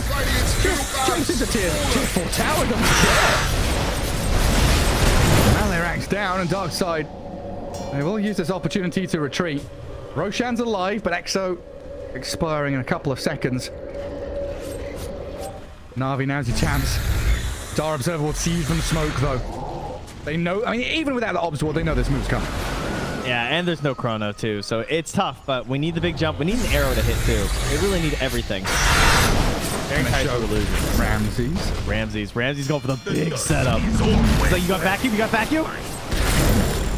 Oh, come on, do it. Didn't want to walk into the sentries. The squadron of couriers from Dire just like flying out with all these new items they've got. Aghanim Scepter coming in for Tiny. For Tiny? Position 4 Tiny, scaling like a madman. Get the song into vacuum. Oh man, now you're talking. Yeah, now we got combos. Oh, Roger just sells all his other items and buys a crystal. Seneko nearly has an Octarine core on Crystal Maid. Wait, he needs more frostbites. He's running out. Radiant's middle barracks have fallen. No? Do you have like 6 seconds. time? Too long. With Octarine, you can perma frostbite people? No, not quite. I mean, almost though. They try a good job. Darkside. Marana. Dying to illusions again, and they drop the wall on V2. So you've got a couple of illusions chasing him. Good blast off was really strong, but it is just unrelenting sustain and damage from Darkside. DK Fogus half HP, but he's a Darkseer with a Greaves and a pipe and another side device in a second as the snowball. It only bought a second of time for Nicky Cool. Dead without buyback, and Timbersaw next up and trees lobbed at him. He's a tanky fella, but surrounded by fire, not gonna last long now. No buybacks here. And all you got left is a Phasel's Void with Chrono. GG Cool, they know it's over. Come on, V2, just one more. It's off cooldown, use it. Roger says no. Not a chance in hell. 2-1 victory here for Ramses and the Darkside boys over Navi. Yeah, very decisive game 3. Navi themselves into a very fast-paced lineup, which did work in game number 1, of course. That's how they took the victory, and them sort of doing away with some of these.